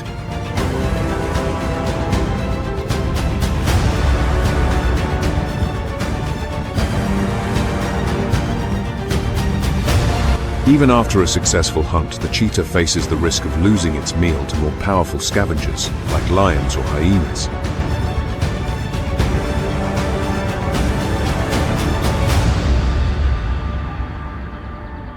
Life here is a ceaseless race.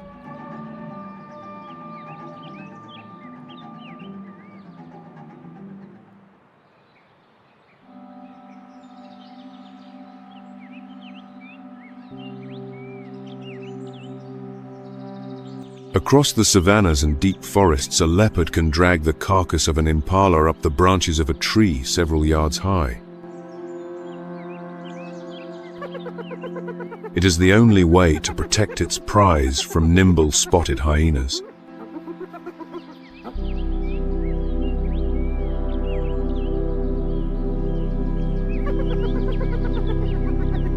Data from studies in the Sabi Sand Game Reserve show that leopards often haul prey weighing from 40 to 140% of their own body weight up into trees.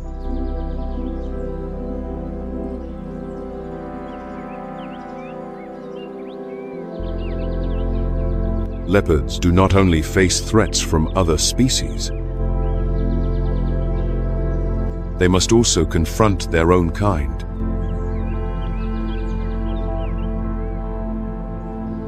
Larger male leopards might scent a kill and will not hesitate to seize it by force.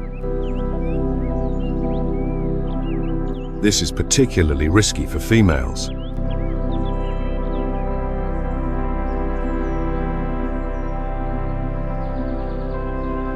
However, the leopard is not always the victim.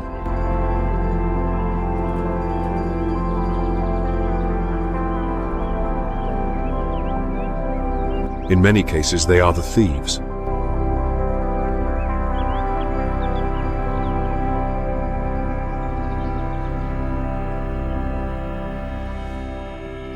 Common victims include caracoles, African civets, and sometimes even African wild dogs.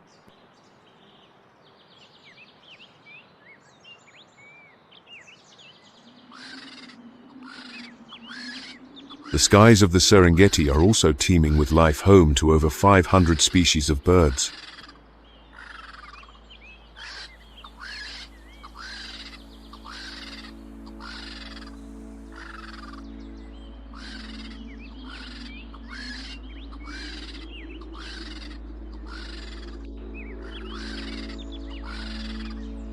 Prominent among them is the marabou stork, with a wingspan that can reach nearly 10 feet.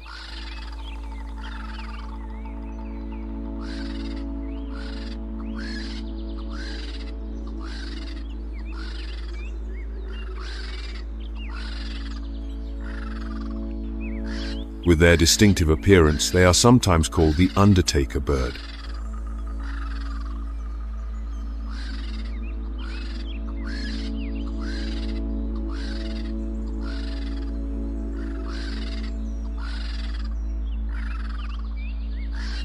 They serve as nature's cleanup crew, clearing away carcasses and helping to prevent the spread of disease.